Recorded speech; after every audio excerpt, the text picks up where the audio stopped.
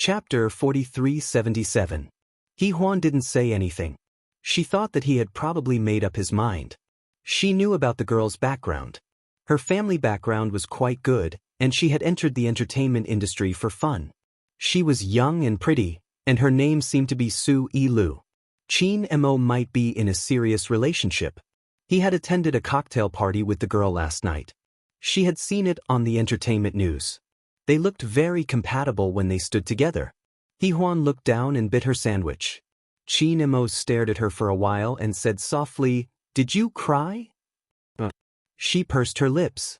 Chin Mo's fingers touched her face, and then he said indifferently, "It's not because of me, is it?" She looked up at him with bloodshot eyes.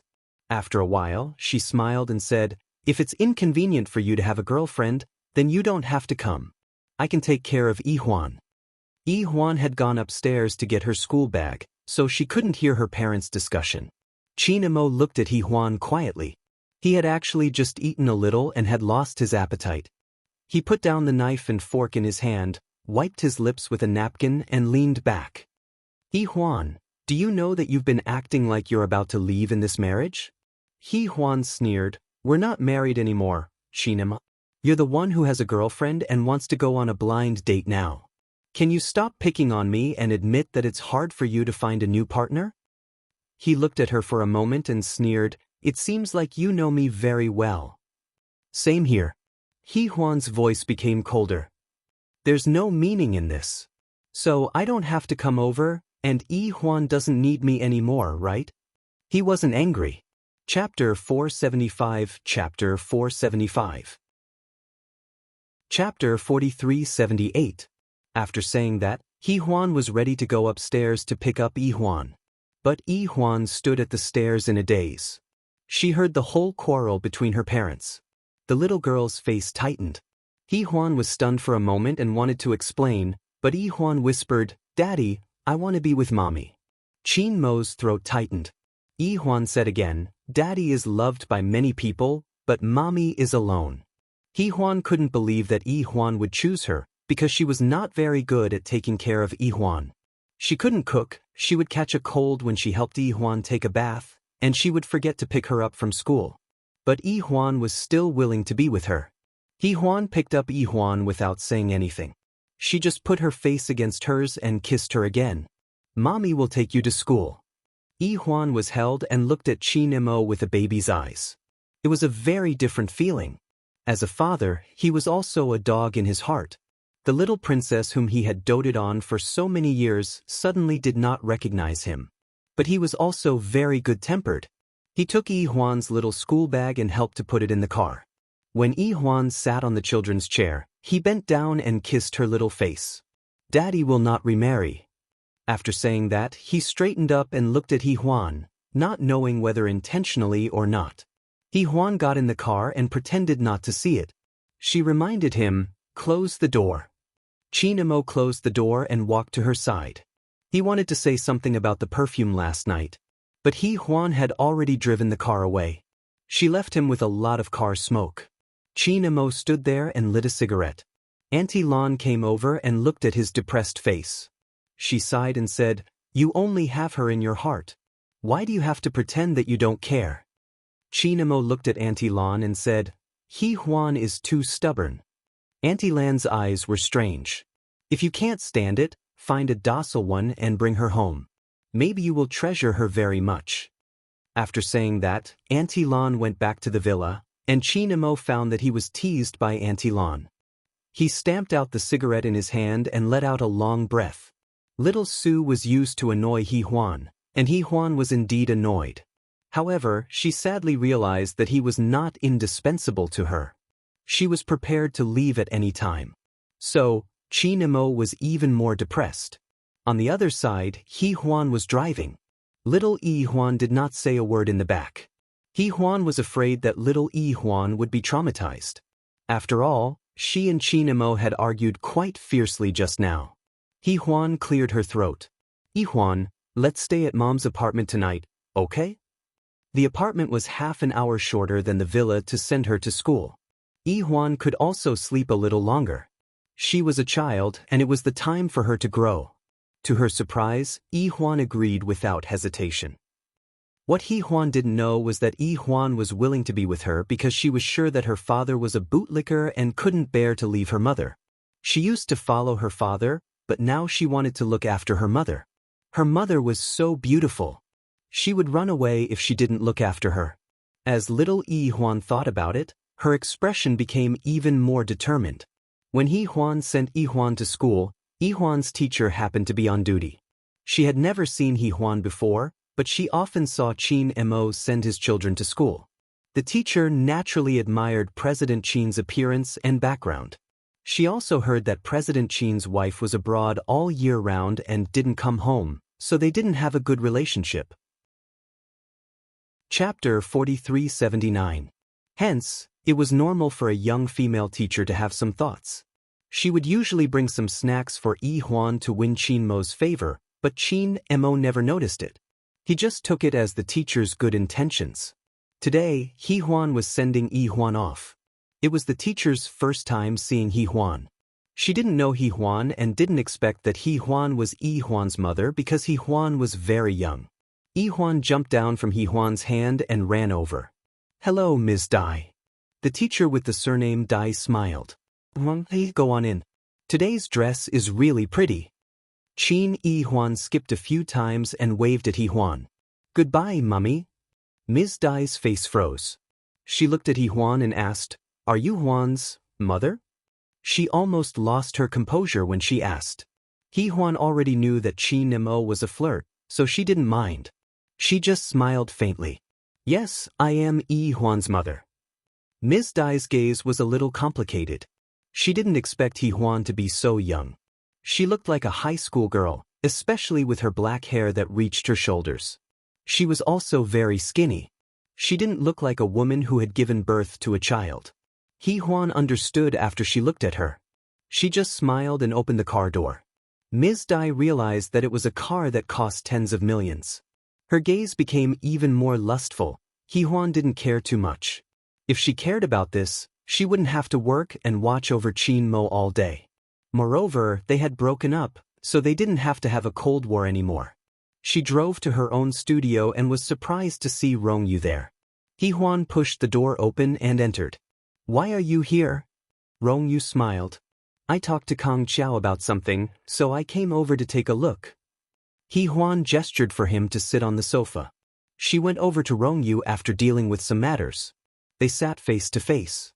They were old friends, so they casually chatted for a while. Most of it was about scripts. About 15 minutes later, Rongyu took his leave. Before he left, he turned to look at Yi Huan and said in a low voice, "Actually, you like Qin Mo very much. Why don't you give each other a chance?" Yi Huan smiled. "I knew you were here for this. Rongyu, you are still very kind." Rongyu stood there and smiled. "It's just a small thought." Yi Huan reached out and placed her hand on his arm. "You're fine too." He grunted softly and walked away. It was still a white shirt and black trousers. His back view was very nice. Yi Huan watched him leave. After she lowered her eyes, there was a hint of gentleness in them. She did not regret liking Rongyu. She did like him, whether it was because he looked like Qin Mo or not.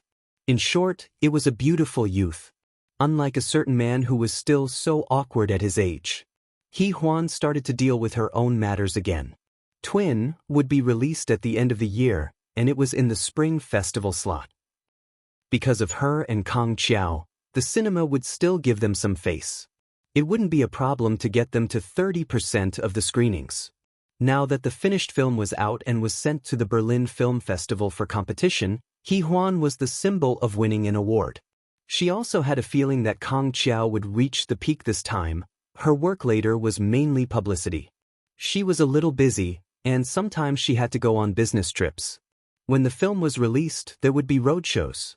It would be the Spring Festival then, so she could leave Yi Huan with Qin Mo. Chapter 4380. Rongyu walked out of Yi Huan's studio and was about to get into his car when he heard a timid voice. "Rongyu." Rongyu looked up and saw Ai Mengming. Not long ago, they had been on a show together. She had shown him the watch in her hand, not caring about his feelings at all. Of course, other than that night, They had no feelings for each other. AI Meng Meng walked up to him and said in a low voice, "Rong Yu, I want to talk to you." Rong Yu placed his hand on the car door. He was driving a white BMW, which matched his temperament very well. AI Meng Meng used to be arrogant because she had seen too many successful men in the Vanity Fair. She had looked down on Rong Yu and got together with him to discuss Tihuan. But now, she realized that she was not worthy of this man. He had such a clean temperament. Even though he had been through so much trauma, he was still standing there. After AI Meng Meng said that, Rong Yu said calmly, "Get in." He got in first and AI Meng Meng only dared to get in. She felt a little uneasy sitting next to him. Rong Yu brought her to his apartment. It was a 100 square meter apartment. It was not luxurious, but it had a scholarly feel to it. It was quiet and beautiful. AI Meng Meng was a little uncomfortable. She pursed her lips and did not say anything for a long time. Rong Yu poured her a glass of fruit juice and sat opposite her. He looked at her quietly and said in a low voice, "What's the matter?" AI Meng Meng looked down and said after a long time, "We didn't have sex that night." After saying that, she held her breath and waited for him to speak. Rong Yu did not say anything. After a long time, AI Meng Meng looked up and her eyes were watery. She gathered her courage and said, "Rong Yu, I said that we didn't have sex, so, I've always known," Rong Yu said calmly. AI Meng Meng was stunned. She stared at him in disbelief. Rong Yu was still very calm. "I actually wanted to find a girlfriend." Actually, he quite liked her appearance. When she said that they had sex, he knew that they hadn't, but he still admitted it. No one expected that Rong Yu did not break up with her. It was AI Meng Meng who did. She did not have the face to be with him. Even though he was a good person, she was too down and out. AI Meng Meng apologized softly and slowly stood up, ready to leave. "Wait a minute." Rong Yu stopped her. AI Meng Meng turned her head, her lips trembling slightly. She knew what she had missed, but she couldn't say it out loud. It was too shameful. Rong Yu returned to his bedroom with an envelope in his hand. He gently placed it on her palm. "There's 2 million in the card. The password is your birthday. Take good care of yourself in the future." AI Meng Meng's lips trembled even more. She really wanted to cry, but she was afraid that she would cry out, afraid that she wouldn't be able to bear to leave. She didn't deserve such a good man. AI Meng Meng lowered her eyes and whispered after a long time, "I can't take it." Rong Yu pressed on her hand. "Take it? You'll need to spend a lot of money in the future." AI Meng Meng bit her lip. "Rong Yu." He put his hand on her shoulder and patted it gently. "I'll send you back." Just as he was about to leave, AI Meng Meng hugged him. She hugged his waist with her slender arms and buried her face in his shoulder. She knew she was not worthy, but she wanted to hug him now. Chapter 4381. At this moment, she was a little sad. If she was good enough, would she be able to have such a man? She leaned on his shoulder and hugged his waist nervously. Her voice was also very low. "I'm bad, I've done bad things and I'm vain, but I've never sold myself. Rong Yu, I'm still clean." With that, she raised her head and kissed him. Rong Yu had never done this before. He froze for a moment and lowered his eyes to look at her. AI Meng Meng was a little shy. She was afraid that he would reject her, so she opened her eyes and looked at him. There was innocence in her eyes, just like when she first moved from her hometown to B City. It was very pure. Rong Yu was passively kissed. After a long time, his hand finally held her shoulder. When Rong Yu woke up, it was already afternoon. He sat up on the bed and scratched his head. The seat beside him was already empty. He looked a little dazed. Finally, he picked up 2 long strands of hair on the pillow. It was left by AI Meng Meng.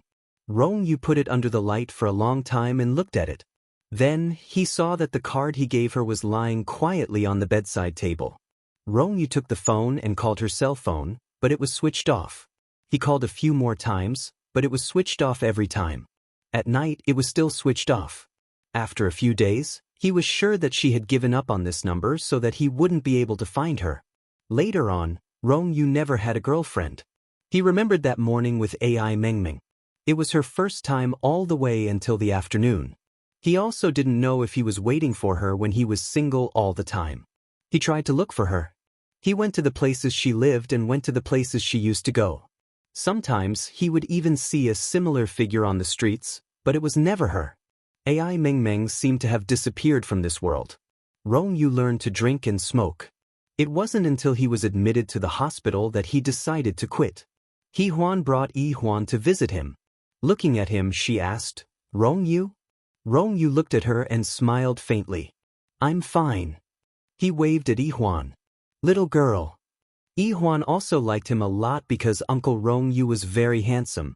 It was probably because of his clean temperament that he looked younger than a mature man like Qin Mo. In addition, he was indeed a few years younger. This was the pain in President Qin's heart. Yi Huan leaned on Rong Yu, a smile on her chubby little face. "I want to marry Uncle Rong Yu in the future." Yi Huan covered her eyes, unable to look at him. Rong Yu, on the other hand, smiled faintly and said, "Maybe it won't happen. Uncle has a girl he likes." "Is Yi Huan cute?" Yi Huan blinked her sparkling eyes and asked in a childish voice. Rong Yu smiled warmly as he reached out to stroke the little fellow's head. "Yi Huan will be prettier than her when she grows up," Yi Huan Qin thought. Qin. Rong Huan. Rong. Huan Qin. To Qin. To say, Rong. Yi. She wasn't so bad when she was young. Yi Huan said, "No, I heard from Granny Lan that my name is Yi Huan. It means that Qin Mo's sweetheart is Yi Huan. So, I'm more like my mother." This explanation was convincing. Yi Huan smiled helplessly. Rong Yu pinched the little girl's nose. "Your Granny Lan is right." He smiled at Yi Huan again, and Yi Huan felt rather uncomfortable. Chapter 4382. Yi Huan felt uncomfortable, as if Rong Yu had seen through her. She didn't say anything but talked with Rong Yu for a while. She only relaxed after making sure he was fine. Rong Yu didn't have many relatives left. After Yi Huan left with Yi Huan, Rong Yu leaned against the headboard quietly. After a long time, he made a call. "Is there any news?" When he heard the voice from the other side, he looked a little disappointed. After a long time, he removed the drip from his hand and got off the bed. He stood by the window and looked outside. Because it was evening, there was a cloud floating in the sky. The sunset dyed all the buildings with a layer of gold. It was a magnificent sight. He had missed many views in the past. When he woke up, he missed it again. Rong Yu thought about it. He had known that Ai Meng Meng had many shortcomings, but he had been hesitating. He had hesitated and didn't protect her well. Even though she felt that she was at fault, Rong Yu felt that he was at fault too. He had hired a private investigator to look for her, but he couldn't find her. Rong Yu let out a long sigh. His heart was heavy and he couldn't put it into words. Yi Huan brought Yi Huan back to her apartment.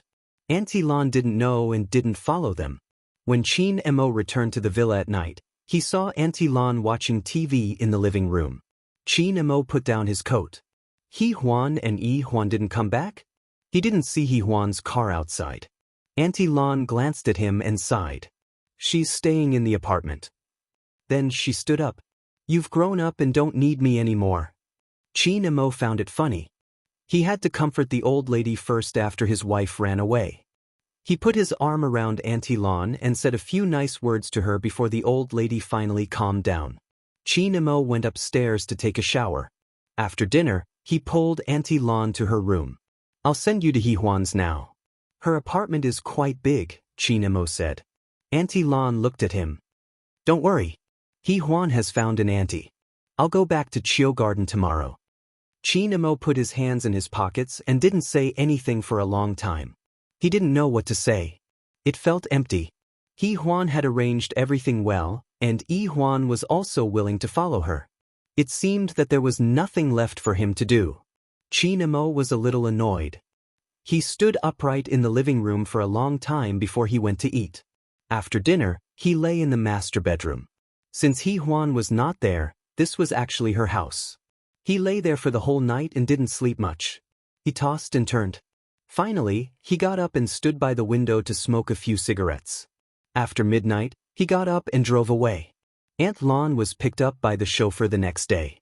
Seeing that Qin Mo and the car were not there, the old man muttered, He can't even go one night without a wife. What kind of divorce is this? He's always following people around. Isn't he ashamed? Chin Mo was really busy after that. There were a lot of things to do in the company.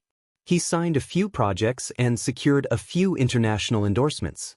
In between, he only went to see Yi Huan once. He didn't spend the night at Yi Huan's place.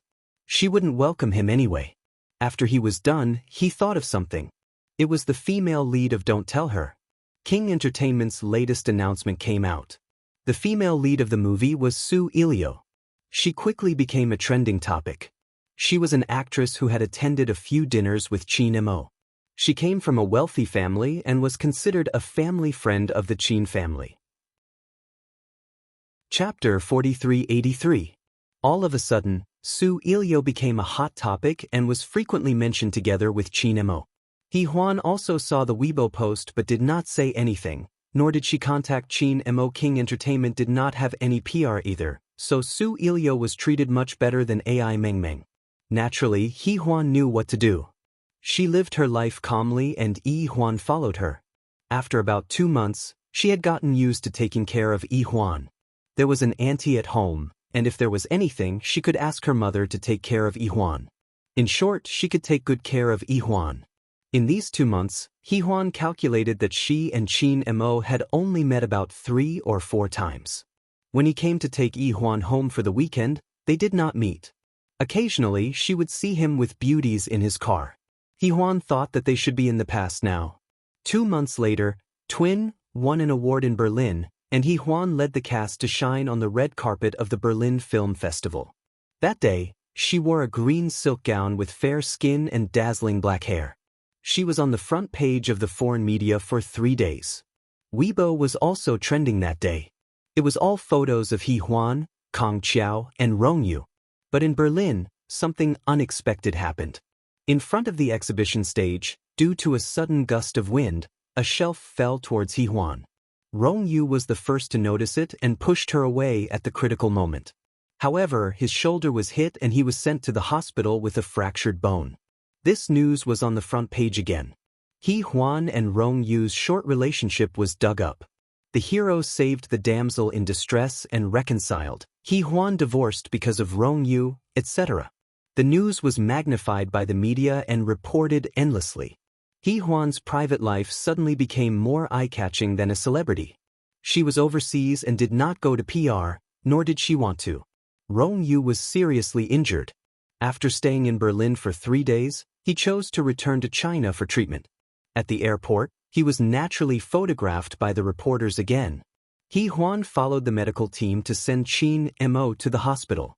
When they were done and returned to the apartment, it was already very late. Yi Huan wasn't around, so Yi Huan only remembered that it was Saturday after the auntie reminded her. Although she was very tired, she still wanted to go and see Huan. She hadn't seen her for a few days and missed her a lot. She parked her car in the parking lot of Chiu Garden, and her gaze fell on an unfamiliar female car in front of her. It was a standard car that fair, rich, and beautiful women liked to drive. This car cost more than 20 million, and there were not many women driving it in B City. Yi Huan could roughly guess who it was. Since Su Ilio was there, it would be inconvenient for her to appear. Thus, she took out her phone and dialed Chin Mo's number. Chin Mo was sitting in the study upstairs. There were some noises coming from downstairs. He was sitting upstairs alone, looking at the number on his phone.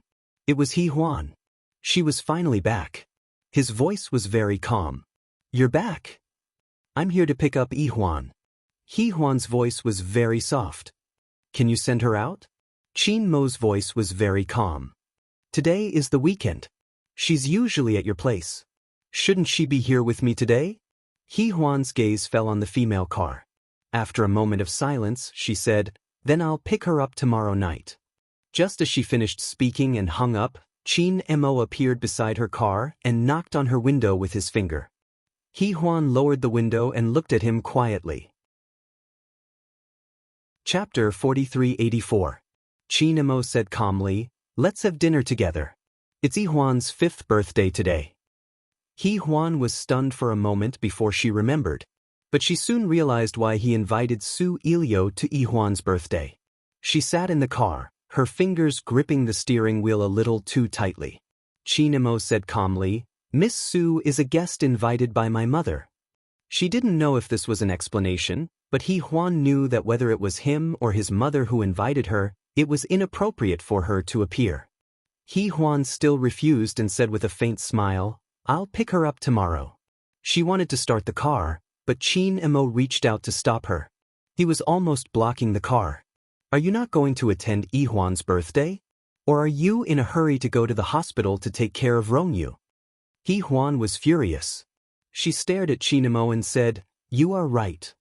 She was so angry that she wanted to leave, but Yi-Hwan had already run over and called her mother happily. Now, Yi-Hwan couldn't leave. She turned off the car, picked up Yi-Hwan and kissed her. "I forgot to buy you a birthday present for Yi-Hwan. Can I make it up to you tomorrow?" Yi-Hwan didn't care about the present, as long as her mother was back. She put her little hands around her mother's neck and kissed her affectionately. "I'm so happy." No matter what, Yi-Hwan had to go in. Unexpectedly, her mother, Su Cheng, was also there. Su Cheng looked at Yi-Hwan with a complicated expression. Mothers were always worried. Yi-Hwan and Chinemo had been in an ambiguous relationship for so long. Now, Yi Liangqiu invited a girl to be a guest in front of them. Although they were friends of the Qin family, their identities were a bit embarrassing. Su Cheng was very concerned about her reputation, so she forced herself to finish the meal with a straight face. Yi-Hwan, on the other hand, was indifferent. She would only smile when facing Yi-Hwan. Yi Liangqiu knew that she had offended Su Cheng and her mother, but she knew that it wasn't a good idea to drag things out with Chinemo and Yi-Hwan. The two kids really didn't seem to be able to get along. Su Ilu was gentle and like Chinemo. She was a good person and most importantly, she didn't dislike Yi-Hwan. Yi Liangqiu knew in her heart that she had offended him to the end this time. However, Chinemo didn't say anything. She knew that Chinemo and Su Ilio got along well, but they were still a distance away from being lovers. Chinemo still couldn't let it go.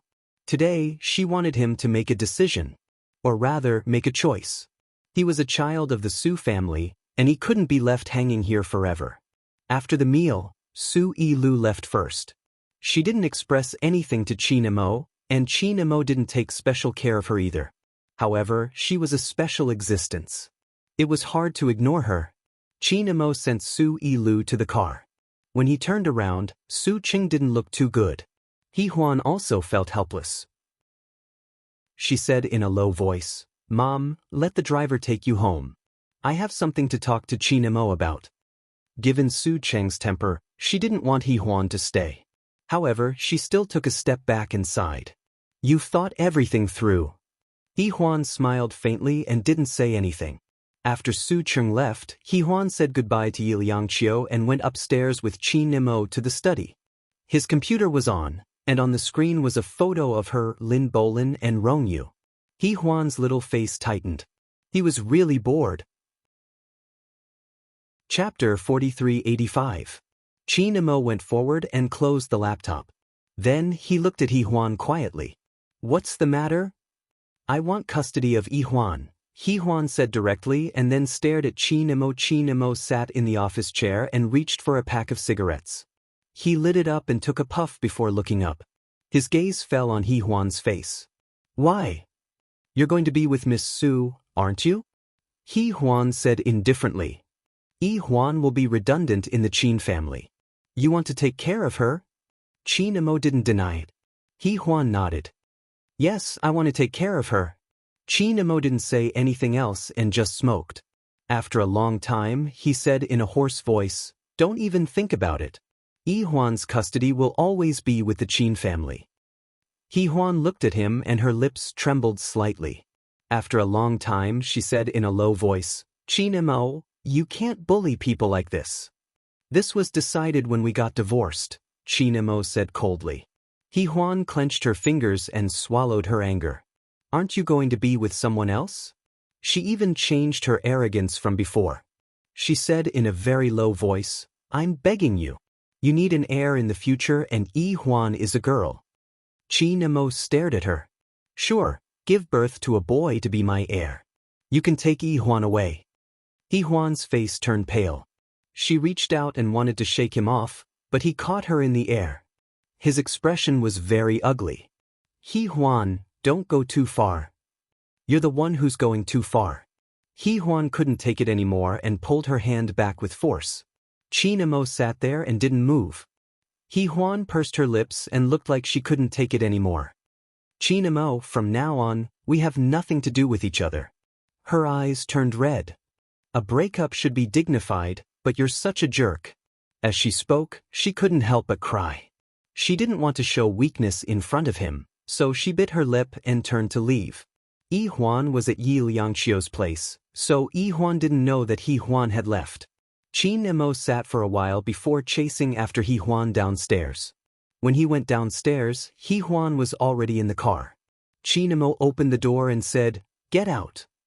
Yi Huan took a tissue to wipe her nose and then looked up at him. "Don't worry about me. I'll go back myself." As she spoke, she reached over and pulled the car door open. Qin Emo loosened his grip and the car door closed. Then the car drove away.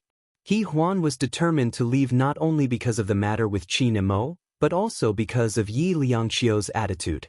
She and Qin Emo had some ambiguous relationship, but today, Yi Liangqiu had made it clear that she didn't think highly of him and even had a daughter-in-law that she liked.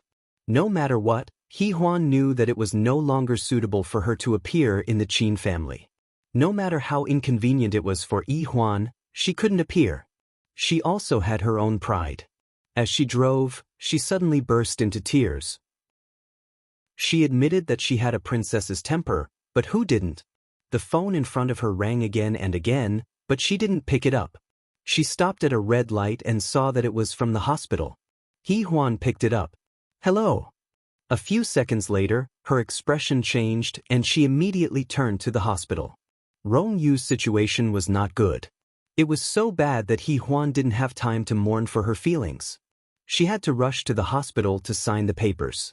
Because Rong Yu really didn't have any relatives. But she didn't expect that she would meet an unexpected person in the hospital. "I'll update it tomorrow." I updated it early in the morning, but the web page didn't work, so the chapters might be out of order. You can refresh it from the table of contents. It'll be normal after a while. Chapter 4386. Yi Huan rushed to the hospital. Her legs were weak when she opened the car door. The doctor's words kept echoing in Yi Huan's mind. "Miss He, Mr. Rong Yu's bones have lesions. If it weren't for the fracture, it might not have been discovered. Mr. Rong Yu refuses to treat him, but the hospital still thinks that there's hope. Please cooperate." Yi Huan got out of the car. Her face was pale. She held the car door for a long time before she calmed down and walked towards the hospital building. When she saw Rong Yu again, Yi Huan's heart skipped a beat. He had lost a lot of weight and looked haggard. He didn't look well. At the moment, he was resting against the headboard. He didn't look well either. Yi Huan walked over and sat down beside the bed. She said in a low voice, "Rong Yu." He opened his eyes and looked at her in confusion. There was almost no light in his eyes. Yi Huan suppressed the pain in her heart and sat down. She reached out and touched his forehead. "I heard from the doctor that you have a low fever, so I came to take a look." "I'm fine. You didn't have to go through so much trouble to come here. You haven't had a good rest, right?" Rong Yu smiled faintly. His lips were pale. "I'm fine." She shook her head and told him directly. "Rong Yu, can you treat him properly? Treat him no matter what it takes, okay?" They were friends when they were young and he had no family. After Yi Huan was seriously injured, he felt a sense of kinship. It had nothing to do with him, but it was a feeling of kinship. As Yi Huan spoke, her eyes became watery. She wanted to hide it, but she couldn't. In the end, she still cried. Rong Yu was sitting at the head of the bed. He was already very weak.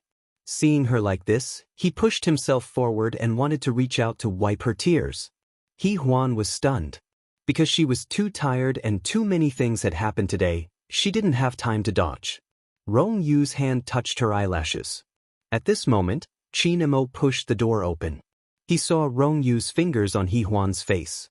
Yi Huan's side profile looked very fragile, but Rong Yu's eyes were full of tenderness. Qin Emo had followed He Huan here. When he saw this scene, he quietly retreated without alerting anyone. He Huan and Rong Yu didn't notice. After Qin Emo left, he went straight to the parking lot. He sat in his car and smoked for half the night. He Huan's car was parked across the street, and she didn't come down that night. He thought that she always had Rong Yu in her heart. When the sky turned white, Qin Emo snuffed out the last cigarette butt and rubbed out the empty cigarette box. He looked up and was lost in thought for a while. Finally, he started the car and slowly drove out of the hospital. When he arrived at his apartment, the sky was already bright. He dialed Qin Chen's number. Qin Chen was resting with his eyes closed.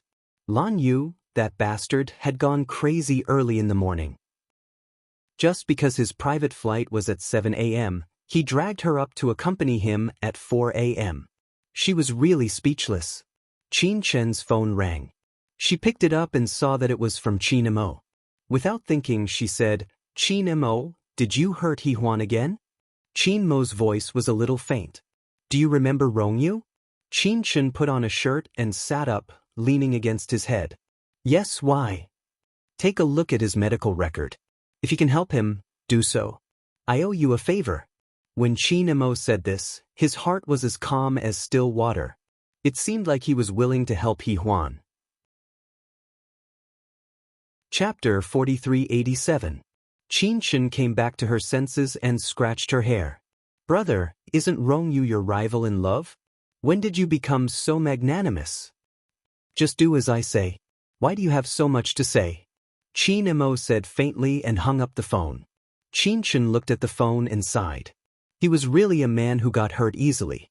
At this time, she saw Lan Yu coming out of the bathroom. He was rubbing his short hair and buttoning his shirt. Qin Chen looked at him. Lan Yu smiled. "What's wrong? Is there something wrong with Qin Mo's love life again?" Qin Chen waved at him, and Lan Yu sat down. Qin Chen pulled the collar of Lan Yu's shirt, and his fingers nimbly buttoned it up for Lan Yu. Then he took his tie and helped him tie it. Lan Yu looked down at Qin Chen's fingers. Her fingers were very slender and strong. They were used to holding scalpels, but they didn't look masculine. He said hoarsely, "I went to your hospital 2 days ago. I heard that you flirted with a few new nurses."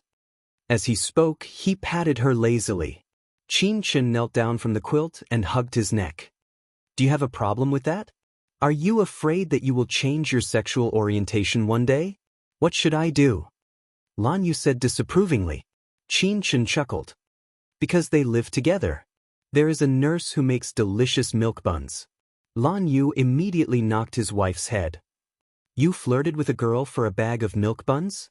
Why not? They all know that I am a woman." Qin Chen said confidently. "They are not like you." "Didn't you accept it?" Lan Yu kissed her and said in a dangerous voice, "How dare you say that?" Qin Chen laughed and wrapped his arms around Lan Yu's neck. "Boss Lan, now that you think about it, don't you find it unbearable to look back?" Lan Yu was annoyed and amused at the same time.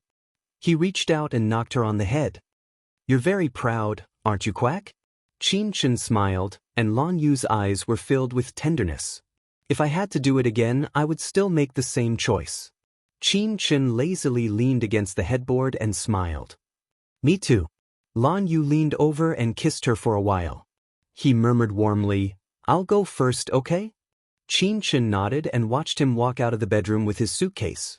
After Lan Yu's car left, Qin Chen lifted the quilt and got up.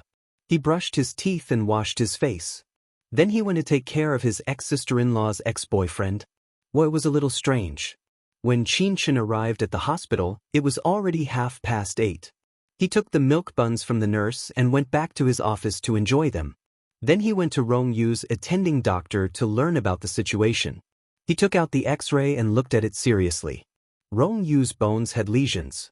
It was not a problem with the bones themselves, but with the blood. It was a rare blood disease called enrich. If it was not controlled well, anything could be found in the future. Qin Chen's tone was a little faint. It should be the sequelae of the last time. Rong Yu had been lying in bed for 2 or 3 years. When he woke up, there would definitely be problems with his physical functions. It was just that it was so serious. Qin Shen called He Huan. Are you in the hospital? If you're, come to my office. He Huan was still in the ward, and Rong Yu was asleep.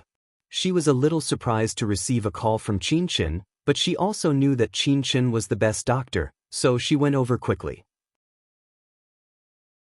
Chapter 4388.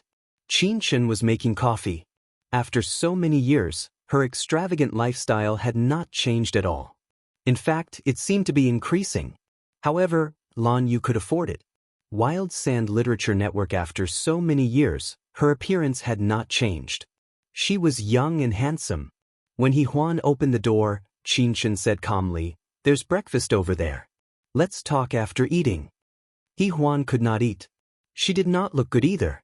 After a long flight and a sleepless night, she leaned on the sofa and asked Qin Shen softly, "How did you know I was in the hospital?" "Qin Mo called me."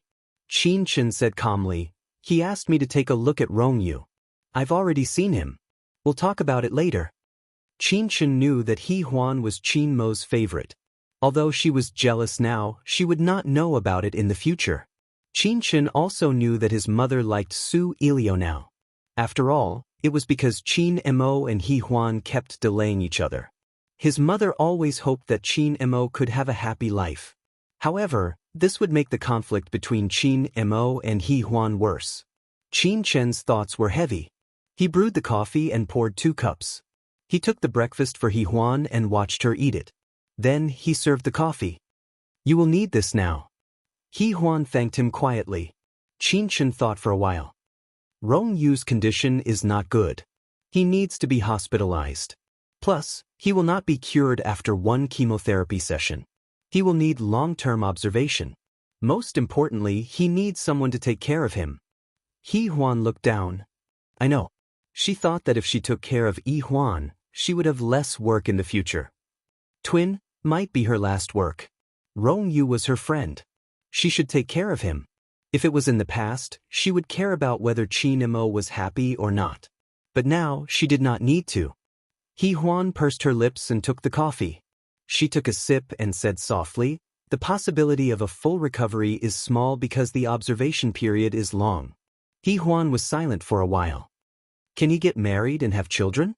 Qin Shen paused for a moment. "Physically, yes, but He Huan has to find a woman who is very suitable for him."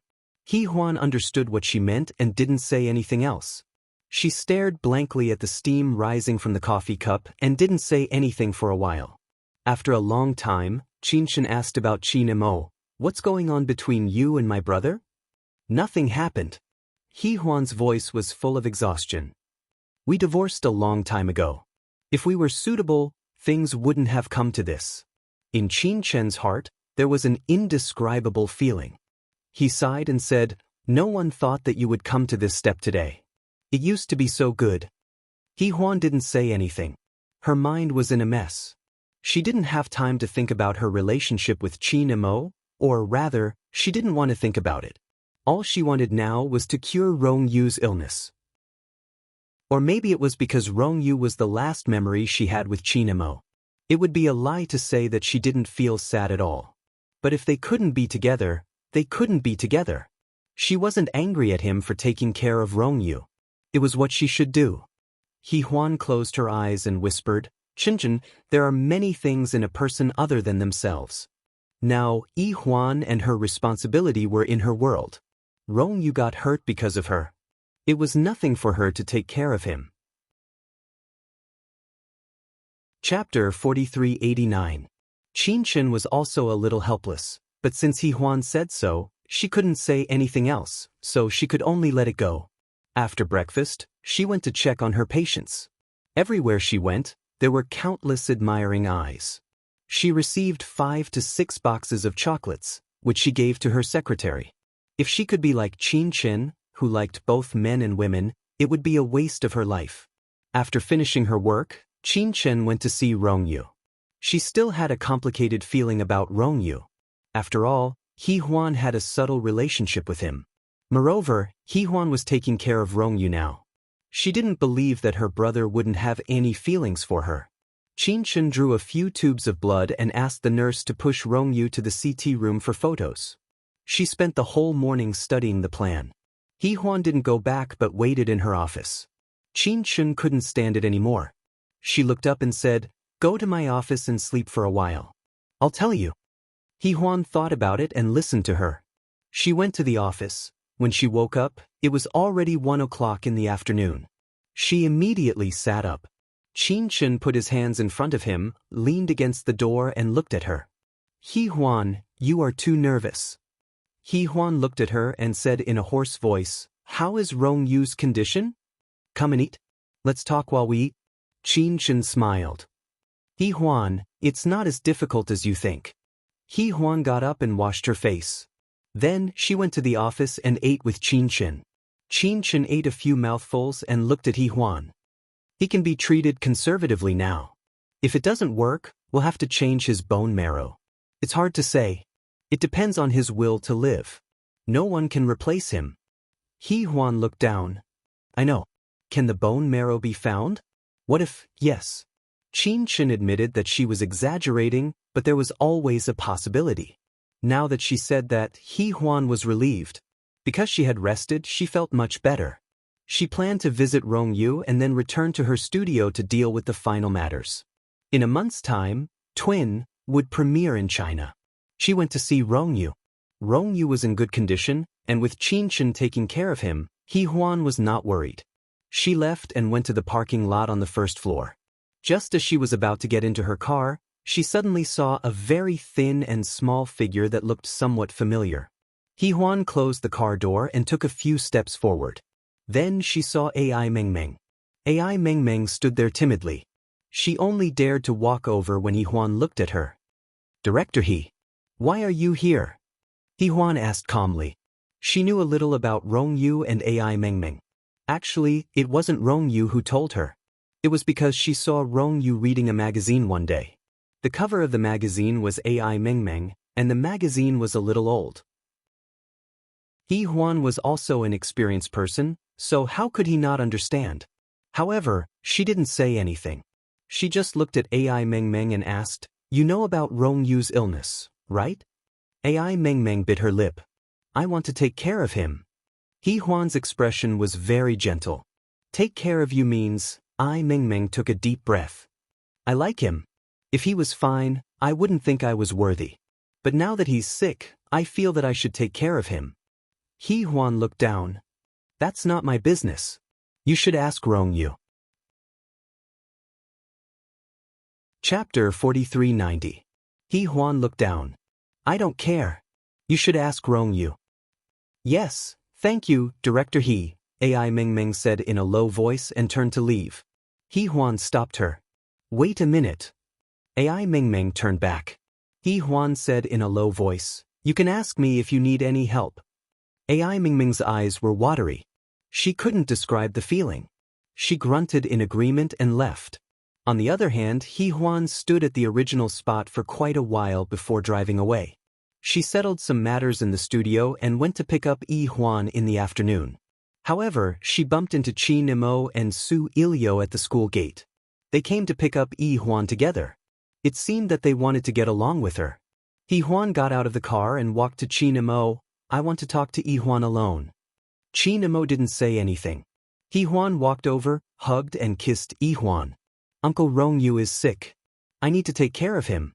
Yi Huan, can you live with your parents and grandma for a while? I'll pick you up when I'm done." But Yi Huan put her arms around her neck. "I want to be with Mom." She refused to let go. How could the little girl not understand that her dad and mom were going to be separated? She would rather stay with her mom because her dad had Aunt Sue and her mom was alone. The little girl was very sensible. "I can let Grandma take care of me, and we can let Grandma Lon live with us. Mom's house is also very big." She was afraid that He Huan wouldn't agree, so she put her face close to her and acted like a spoiled child. He Huan's heart softened and she felt sorry for her. She said, "I'll talk to Dad." Now that he had someone else by his side, she thought that they were completely over. He Huan talked to Qin Mo like an ex-wife. "Yi Huan can stay with me." Qin Mo stood in front of his Mulsan and said calmly, "Don't you have to take care of Rong Yu? Will you have time to take care of Yi Huan?" Yi Huan bit her lower lip. "I can let Aunt Lon take care of her." Chin Mo continued calmly. Aunt Lan is a member of the Chin family. Are you sure you want to take care of her? Although he said it calmly, the meaning behind his words was a little hurtful. She was divorced from him, so she was no longer a member of the Chin family. Moreover, they weren't even a couple now. He had another woman by his side, and that woman was sitting in the car waiting for him. She was also very gentle to He Huan. He Huan knew that she was being a little stingy, but he was really annoying. She lowered her voice and said, "I'll find someone to take care of him. That's all." Just as she was about to leave with He Huan, he reached out and grabbed her wrist. He Huan. Is there anything else, Xiao Qin? She didn't want to shy away from him in front of Yi Huan. Qin Mo let go of her hand and said softly, Yi Huan's surname is Qin. I'll get someone to send Aunt Lan over later. Then he carried Yi Huan to He Huan's car and kissed her. I'll pick you up on the weekend. At this time, Su Ilio was not there and He Huan was a few meters away. Yi Huan put her arms around her father's neck and asked softly, Can't you take care of the baby together in the future? Qin Mo was stunned. He looked down at Yi Huan's big eyes. She was pure and beautiful, but now she was pitiful. His heart suddenly softened. He couldn't describe the feeling. His heart ached a little. In the end, he could only kiss his little daughter. Dad will always be here. Chapter 4391. He reached out to stroke his daughter's head and said in a hoarse voice, Yi Huan, be a good girl. I don't want to be a good girl. Yi Huan shrugged her little head and looked pitiful. Qin Mo couldn't help kissing her soft little face and said, Then Daddy will visit you every other day. No need, the little girl said, Mommy won't be happy.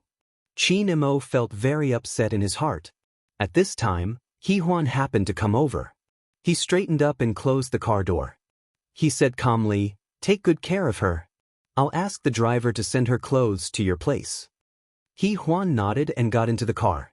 Her attitude was very indifferent. She would not be angry or jealous because of the matter between him and Su Ilio. Qin Mo thought silently that she would not do anything for him. She was busy taking care of Rongyu now. How could she think of him? Thinking of this, he calmed down a little and took a step back. He Huan drove the car away. Qin Mo stood there quietly for a long time until Su Ilio rolled down the window and called his name. Qin Mo, why don't you get in the car? His eyes were still fixed on the distance. Then he looked away and got into the car.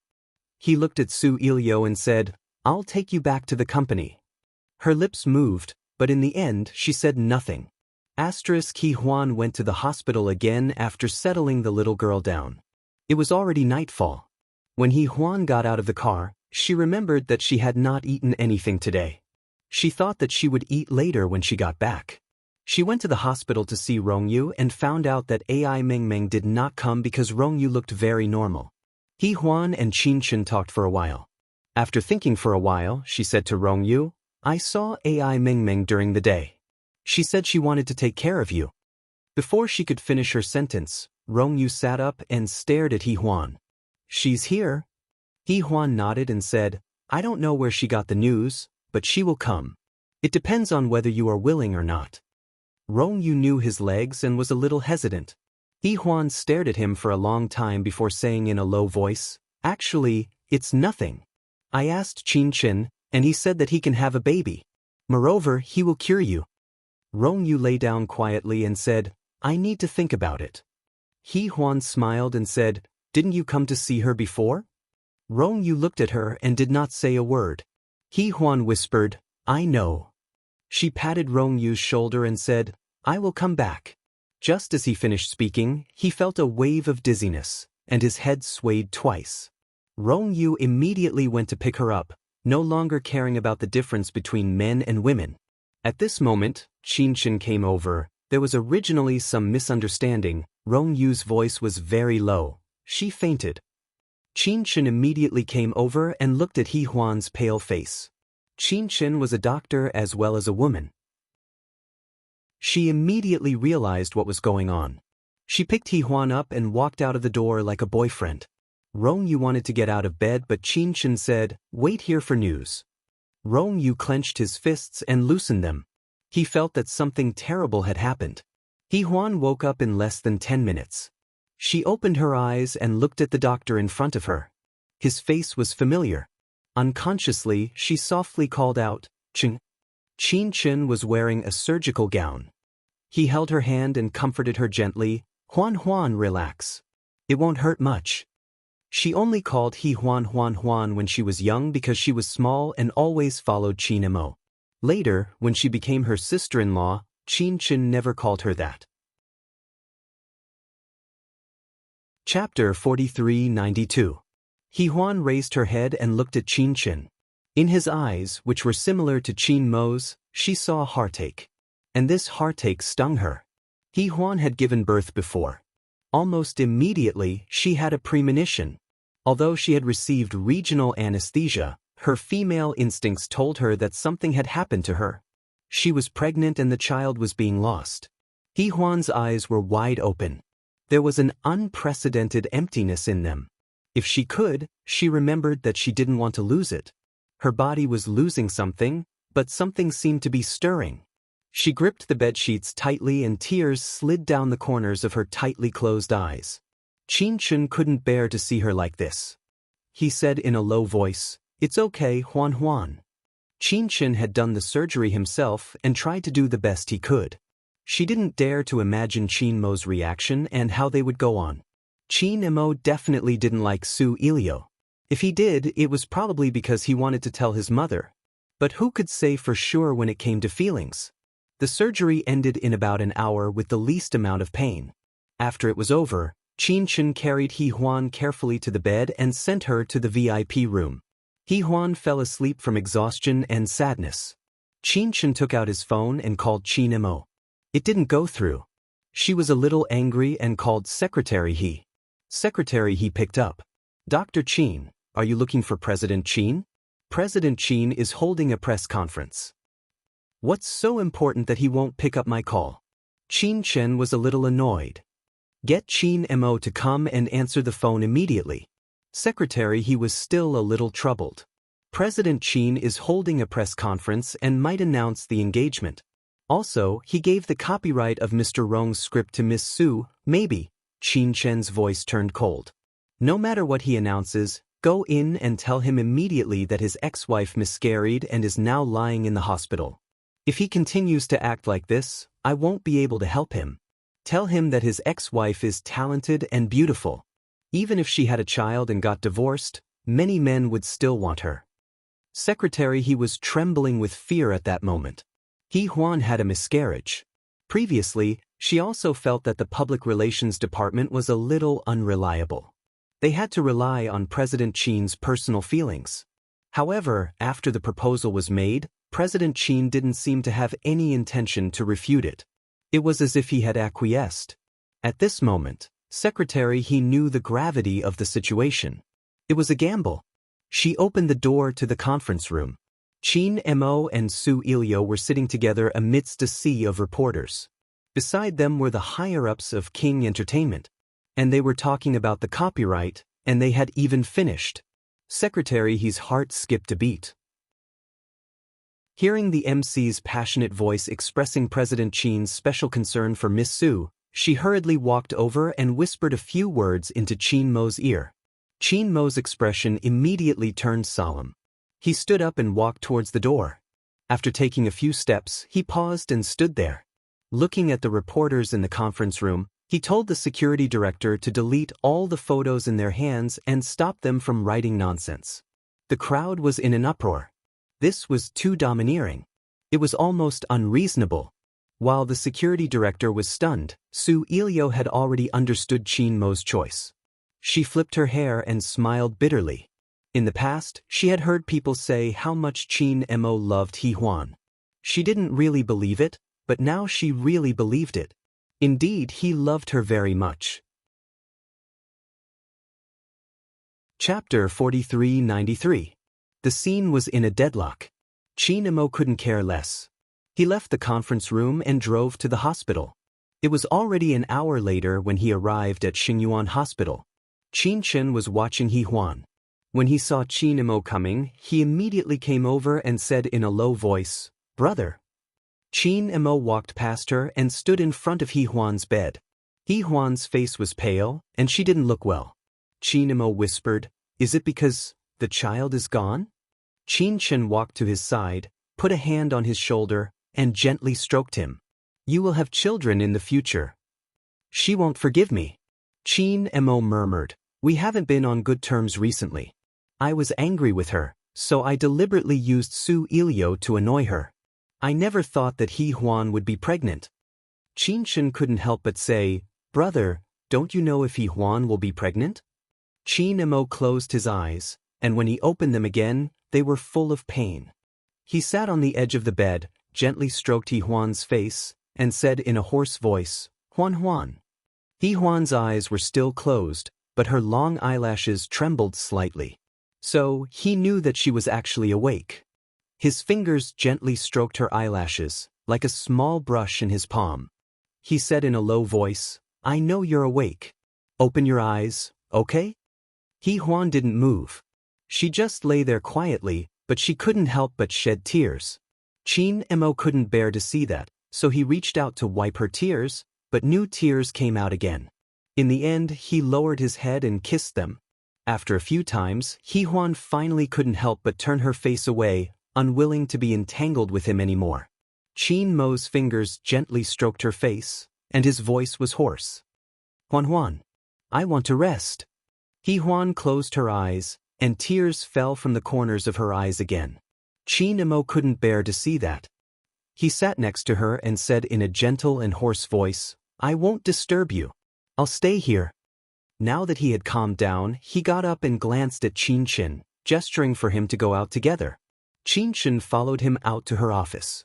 Qin Mo whispered after a long time, "What happened?"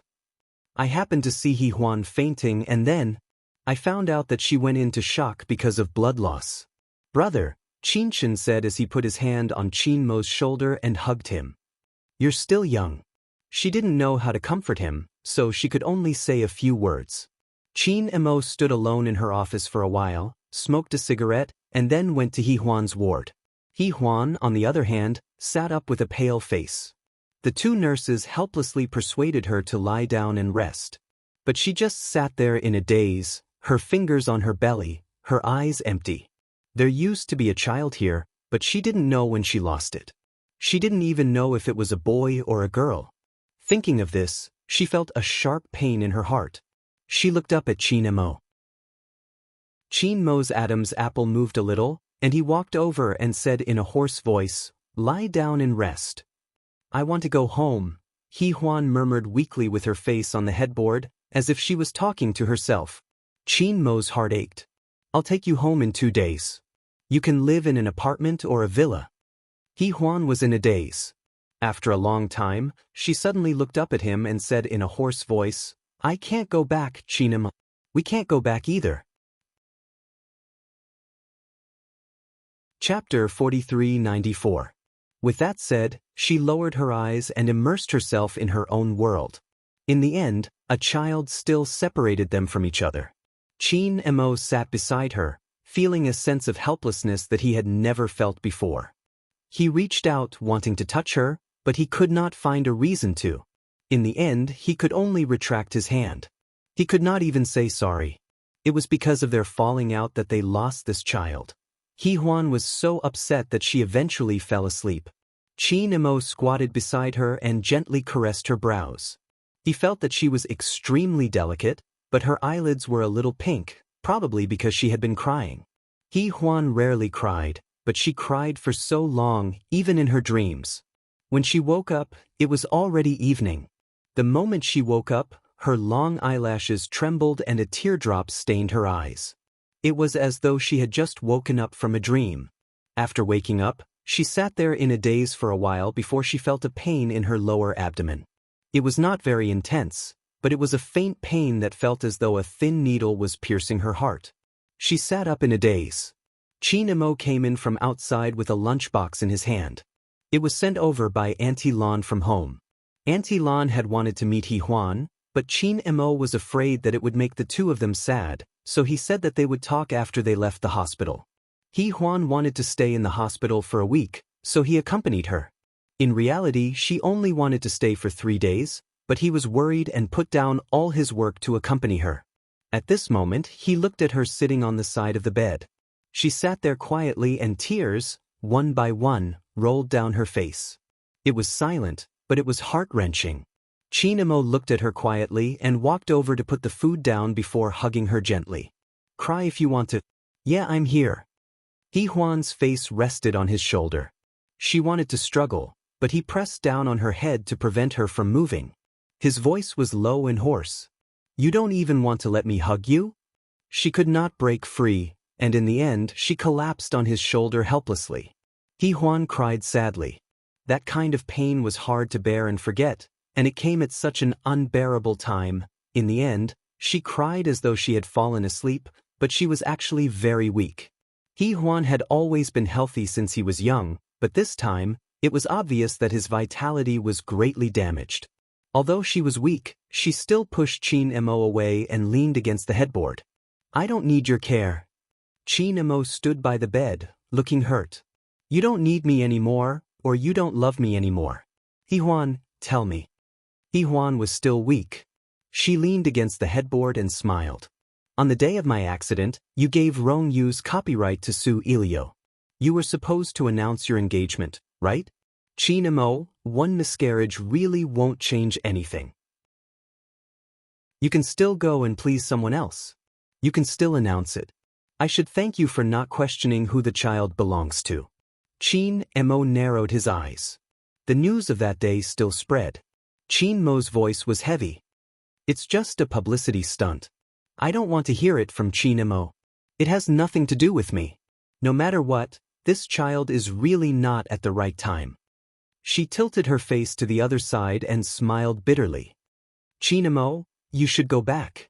I don't need your care." He looked at her and felt that she was distant and determined. He got up and looked at her quietly. "Will you eat properly when I'm not around?" Chapter 4395. Huan didn't say anything.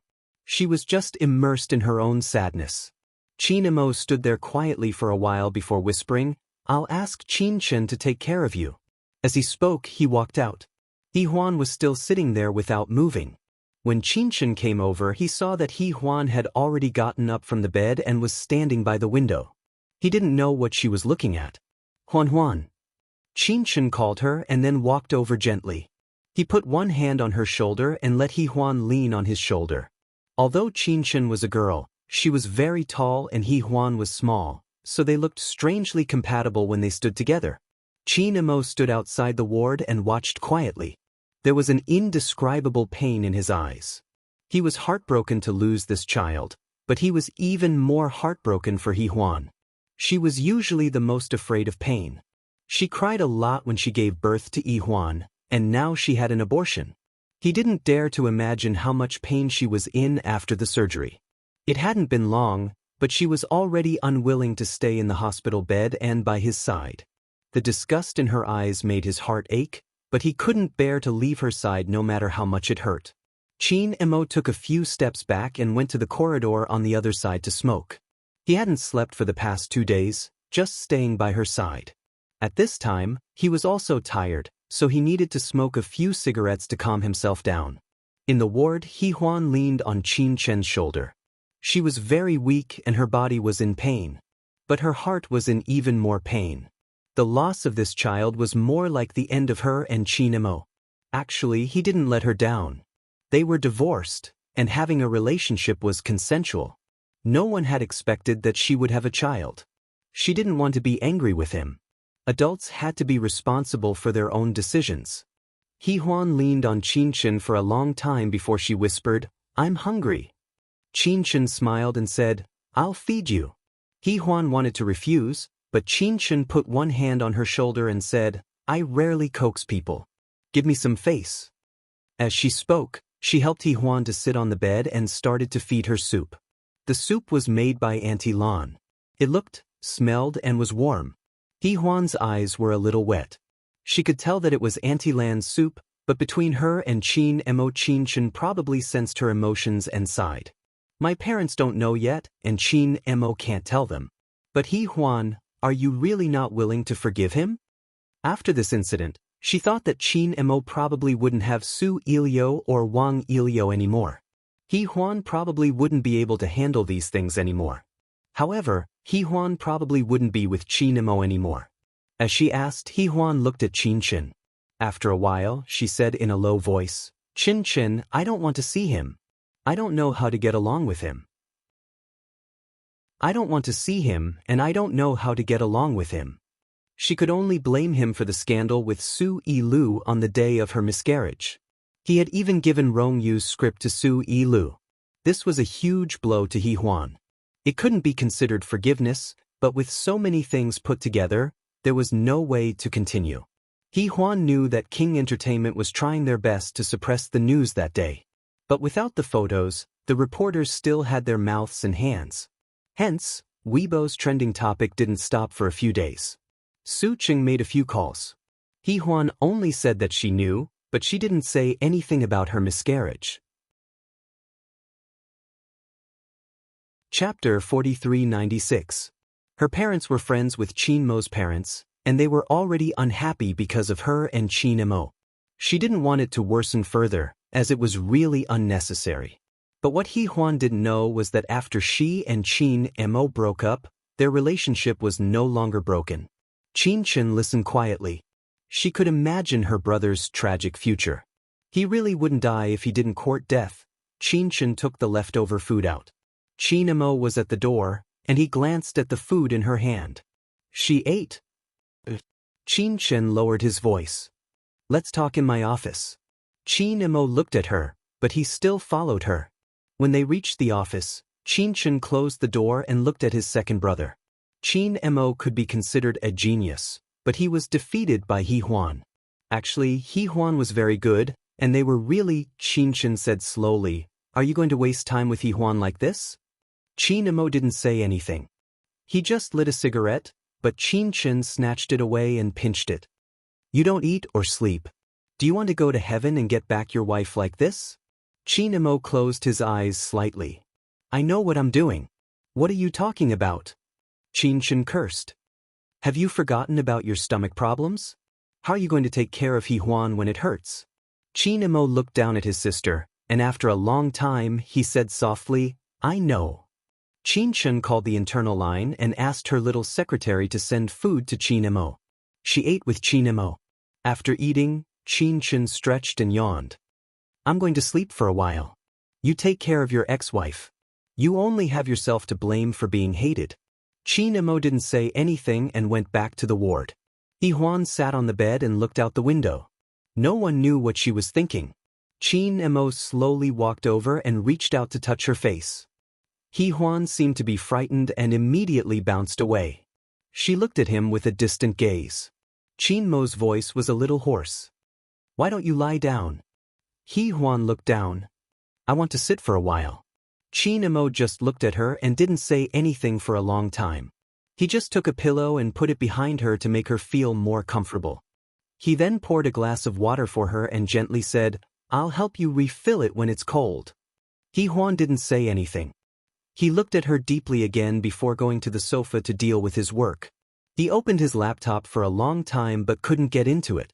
Later, secretary he came over and said something before leaving. About 2 or 3 hours later, Qin Mo looked up and saw that He Huan was still sitting there, so he closed his laptop. What are you thinking about? He Huan seemed to wake up from a dream. She glanced at Qin Mo and whispered, You can go back. The nurse can take care of me. Qin Mo sat there quietly. There was no sadness or joy in his eyes. After a long time, he said, He Huan, the child is mine. It's no better for you to lose me. He Huan closed her eyes and slowly shifted to lie down, covering her head with her hands. This was yet another action of self-protection and rejection. Qin Mo just watched quietly, his heart as heavy as still water. After a long time, he slowly opened his laptop. The blue light shone on his face, making him look even gloomier. In the following days, he didn't leave, and He Huan couldn't do anything about it. She didn't talk to him, and he didn't force her. He just stayed with her. Chapter 4397. For days later, Hee-hwan's body was much better and she could walk around freely. Although she still had some pain, she could really be discharged. She had said that to Chin-chin, but Chin-chin shrugged and glanced at a certain man. He then said to Hee-hwan, "I can't make the decision." Hee-hwan was a little angry. She bit her lip and looked at Chin-chin. "I can be discharged. Why don't you let me?" Chin-chin was also a little helpless. "Chin-mo won't let you." At that moment, Chin-mo was sitting on the sofa dealing with work. Occasionally, he would take a call and he didn't look at them as they chatted. Hee-hwan talked for a long time, but Chin-chin didn't agree. In the end, Chin-chin went to do his ward rounds. Hee-hwan couldn't do anything about it. She could only ignore him and read the news on her phone. After a while, Chin-mo got up and took the phone from her hand. He said calmly, "Don't use electronic products." Hee-hwan's hand was empty, and he looked at Chin-mo. Chin-mo's eyes were dark. He stared at her and said gently, "Sleep for a while. You haven't slept for a few days." Hee-hwan usually didn't talk to him, but she said, "I can't sleep, and I don't want to sleep." Seeing that she was finally willing to talk to him for a while, Chin-mo's expression became much gentler. "Then I'll accompany you." Without waiting for her to agree, he lay down beside her and pulled her into his arms. Hee-hwan's body was very stiff because he had covered her with the blanket. It was dark in front of her. Their breaths were messed up and they couldn't be distinguished. Hee-hwan pulled the blanket and wanted to get out, but he didn't let her and pressed her down. In the darkness, his eyes were very bright. His voice was also hoarse under the blanket. "You really won't forgive me?" He placed his fingers on the place where their second child had been and comforted her gently. Hee-hwan's eyes became hot. She wanted to cry. And he also realized that he was very cunning and knew her pain point. He pressed her little head against his heart and stayed with her, letting her cry. Even though they were no longer together, they were still the child's biological parents. Hee-hwan cried for a long time. Eventually, because there was not enough air, he pulled the blanket away. Her face was buried in his chest, making it wet and hot. It was very uncomfortable, but he did not care. Chin-mo thought that no matter how uncomfortable he was, he would not let go of her. But he was afraid that the tighter he held it, the faster it would loosen. The nurse came over to take his temperature. She opened the door and was stunned for a moment. Then she closed the door and left. After crying for a while, Hee-hwan fell asleep. Chin-mo lowered his head to look at her tear-stained face. He reached out to gently wipe away her tears and kissed her face. He closed his eyes as well. He felt that it had been a long time since he had been this close to her. When Hee-hwan woke up again, it was almost noon. She had been eating with Chin-mo for the past few days, so she couldn't reject him even if she wanted to. However, during lunch, she whispered, "Hee-hwan has been. I'll get your mom to take care of Hee-hwan this month," Chin-mo said. The reason why he asked Soo-chung to take care of Hee-hwan was because he was afraid that Hee-hwan would miss the child and feel uncomfortable seeing his mother. After Chin-mo said that, Hee-hwan froze for a moment. She wasn't stupid and knew what he meant.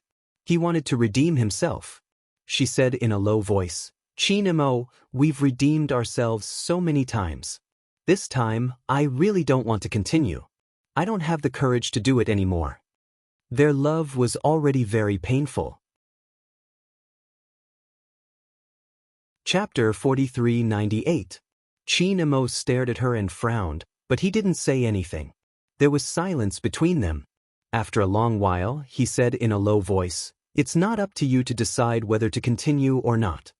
Hee-hwan didn't even have the strength to get angry. After eating, she climbed onto the bed and continued to stay there. Chin-mo frowned. "I'll go out with you." Hee-hwan turned her face away and said in a low voice, "I don't want to go out." She didn't want to, and he didn't force her. He just accompanied her. After a few days, it was time for Hee-hwan to be discharged. Chin-mo helped her with her luggage, and she couldn't refuse. After getting into the car, Hee-hwan wanted to go back to her apartment, but Chin-mo took her to his apartment. She refused to get out of the car and sat in the car. "I want to go back to my apartment." Chin-mo looked at her. "Isn't this your home?" She looked down. "It hasn't been for a long time." Chin-mo's eyes darkened. He reached out to grab He Huan's hand and opened the door to get out of the car. He Huan refused and struggled. In the end, He Huan cried out in pain. She had stretched her wound. Qin Mo's eyes darkened. In the end, he carried her and walked towards the elevator. He Huan was afraid of falling, so she hugged his neck and lowered her head without saying anything. Qin Mo's voice was hoarse. "I'll let you go in a month." He Huan looked up at him. She couldn't believe it. Qin Mo smiled bitterly. "You don't believe me?" He Huan didn't say anything and just looked down. Qin Mo carried her back to the apartment. The furniture had been changed a lot, and it was in He Huan's favorite style. It was obvious that he had put in a lot of effort. There was no auntie at home, just the two of them. So when Qin Mo put her down, He Huan felt a little awkward. "You must be tired. Do you want to lie on the bed?" Qin Mo squatted in front of her and asked gently as he took off her coat. He Huan leaned against the back of the sofa. "I want to sit here for a while." He looked at her for a moment and went to the bedroom to get a blanket. He covered her with it and brought a magazine over. "Take a look at this. I'll heat up a glass of milk for you." He was about to go to the kitchen when He Huan stopped him. "Qin Mo," he paused. He Huan's voice was very soft. "It's useless. We're done." Qin Mo's body stiffened. He didn't say anything and went straight to the kitchen to heat up the milk. He took care of her personally and cooked lunch for her. He even carried her to the bedroom to let her sleep. After she fell asleep, he went to the study to deal with work. He Huan didn't know how busy he was. Other than taking care of her in the condominium, he was in the study. Sometimes he would smoke on the balcony. If he saw her come out, he would immediately extinguish the cigarette. He Huan wanted to pour a glass of water, but the glass in her hand was empty. She was wearing a set of home clothes, which made her look fluffy and cute in the middle of the night. He hadn't seen her so soft in a long time. "Let me do it," he said in a hoarse voice. He took the glass from her and walked towards the kitchen. He Huan stood where she was and waited. She turned around and looked out the window. Qin Mo's condominium was on the top floor. It was a few hundred square meters and was huge. It was very empty even for two people. It was almost Chinese New Year. Even though the condominium had floor heating and was very warm, the night sky seemed cold when she looked outside. He Huan looked at it quietly. She felt a little cold and could not help but hug herself. Chapter 4399. Qin Mo turned around and saw her standing in front of the French window with her arms around herself. He went over and put the glass in her hand. His voice was hoarse. "What are you looking at?" He Huan stood there, not looking at him but still looking outside. After a long time, she muttered, "I'm not looking at anything." She tilted her head. "Qin Mo, my movie is about to be released. I have to promote it, and..." Before she finished, he interrupted her. "Qin is taking care of Rongyu." He Huan's eyes froze. She didn't say anything for a long time. She didn't explain. In the end, Qin Mo broke the silence. His voice was a little tired. "What do I have to do for you to forgive me?" He touched his forehead with his fingers. "There won't be anyone else in the future." He Huan smiled and then murmured, "I don't care anymore, Qin." Then she looked down. "We're already like this. Let's let each other go. I just want to live a good life alone in the future." Qin Mo's face was cold. "Well, what about me? You can find Su Ilio, Ai Jia, or any other woman. You can have as many children as you want." He Huan's voice was choked with sobs. She couldn't let it go. The pain that day would probably be a pain for the rest of her life. Qin Mo stared at her and smiled bitterly. "He Huan, you're right. You've thought about it many times." He suddenly turned around and went into the study without looking back. The door was slammed shut. She knew that he was angry, but she didn't care. He Huan stood in front of the French window and drank a glass of water slowly. Then she returned to the master bedroom. She was really weak. She fell asleep after a while. When she fell asleep, she felt that someone was standing by the bed. She opened her eyes and saw that it was Qin Mo. The light in the master bedroom was very dim. Qin Mo's eyes were also fixed on her. He Huan looked at him quietly. Her breathing became a little difficult. After a long time, Qin Mo finally unbuttoned his shirt and walked to the bathroom. He Huan heaved a sigh of relief. She closed her eyes and heard the sound of running water coming from the bathroom. She was so tired that she almost fell asleep again. However, when Qin Mo came out of the bathroom, she suddenly opened her eyes. Qin Mo stood in front of the bed in a bathrobe. He Huan was a little scared. For the past few days, they had been sleeping in separate rooms. What did he mean by that? Qin Mo pulled back the quilt and lay down beside her. He said in a low voice, "From today on, we'll sleep together." "I don't want to." He Huan bit her lip and moved to the side. "I'll sleep in the guest room." She tried to leave, but he pulled her back, and she fell into his arms.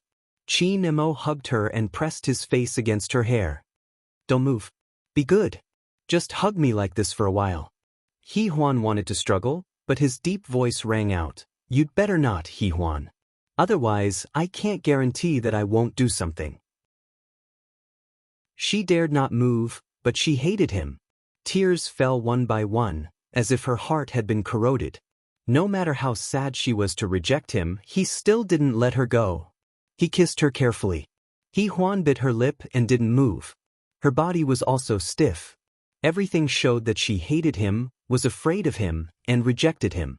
When Qin Mo let go of her, he closed his eyes slightly. He Huan, do you think that I don't feel anything?" She turned her back and bit her lip. "So, then I'll hug you until I feel something." His voice was hoarse, but there was a hint of dominance in it. Chapter 4400. Of course, Qin Mo wouldn't do anything to her. He just kissed her and hugged her, stubbornly wanting to sleep with her, as if he wanted to prove something. Or as if he wanted to prove that they were still husband and wife. He Huan kept silent with her back to him. They stayed like this for a long time. She couldn't reject him, but he didn't want to give up, so they stayed like this. Neither of them wanted to take a step back or take a step forward. In the hospital, Rong Yu's condition fluctuated. Qin Shen didn't want to extract his bone marrow until the last step because his body was already weak and he was afraid of rejection. Rong Yu was definitely suffering from conservative treatment. He Huan also went to the hospital to visit him. Of course, she was always accompanied by bodyguards. She could not escape from Qin Mo's control, and she was too weak to do so. She was surprised that Ai Mengmeng didn't show up. She always thought that Ai Mengmeng would show up. But she didn't. Ai Mengmeng seemed to have disappeared. He Huan didn't want to ask Rong Yu, afraid that he would overthink and worsen his condition. She checked on Rong Yu, who had taken the chauffeur's car back, and unexpectedly found Ai Mengmeng in the garage. He Huan paused and didn't get into the car immediately. Ai Mengmeng came over but didn't say anything for a long time. He Huan waited patiently. Ai Mengmeng finally couldn't help but ask in a low voice, "How is he?" He Huan wanted to say that he was fine, but she thought about it and said, "Not so good." Ai Mengmeng's eyes widened. "Isn't Dr. Qin treating him? Isn't Dr. Qin the best?" He Huan's expression was cold. "But Qin Shen isn't a god." Ai Mengmeng's face turned pale. After a long time, she said in a low voice, "Director He, I know that you are close to Dr. Qin. Can you beg her to save Rong Yu? He is a good man. Rong Yu is my friend too. Of course I will help him. But whether he can live or not depends on himself." He Huan said coldly, "If you care about him so much, why don't you take care of him yourself? Didn't you say that you would take care of him? Are you just saying that? Rong Yu has been looking for you for a long time." He Huan was not a talkative person.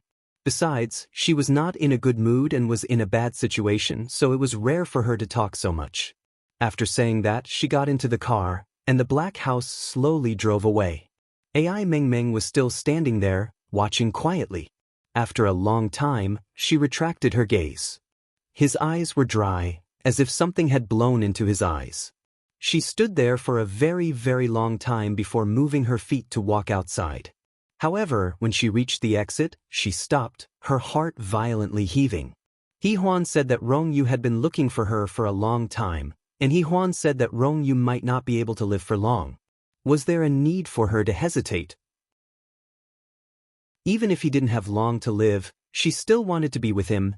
AI Meng Meng suddenly turned around and ran in the other direction like a madwoman. When she appeared at the door of Rong Yu's ward, her heart pounded even faster. He stretched out his hand and placed it flat against the door. After a long time, he gently knocked on it. Rong Yu's voice came from inside, as elegant and pleasant as before. At that moment, AI Meng Meng almost wanted to cry. At this moment, she suddenly realized how much she missed him. She missed him more than she thought. Unable to hold it in any longer, she reached out and pushed the door open. Rong Yu was leaning against the headboard with a notebook in his hand. He was writing something, and it seemed like he was writing a script. Chapter 44:01. He lowered his head and his eyes. Even though he looked a little pale, he was still good-looking. This was the first time AI Meng Meng felt that he was good-looking. He was the kind of young man with a scholarly aura. Perhaps he wasn't like President Qin, who came from a noble background, but he had a different kind of temperament. AI Meng Meng had been looking at him since she came in.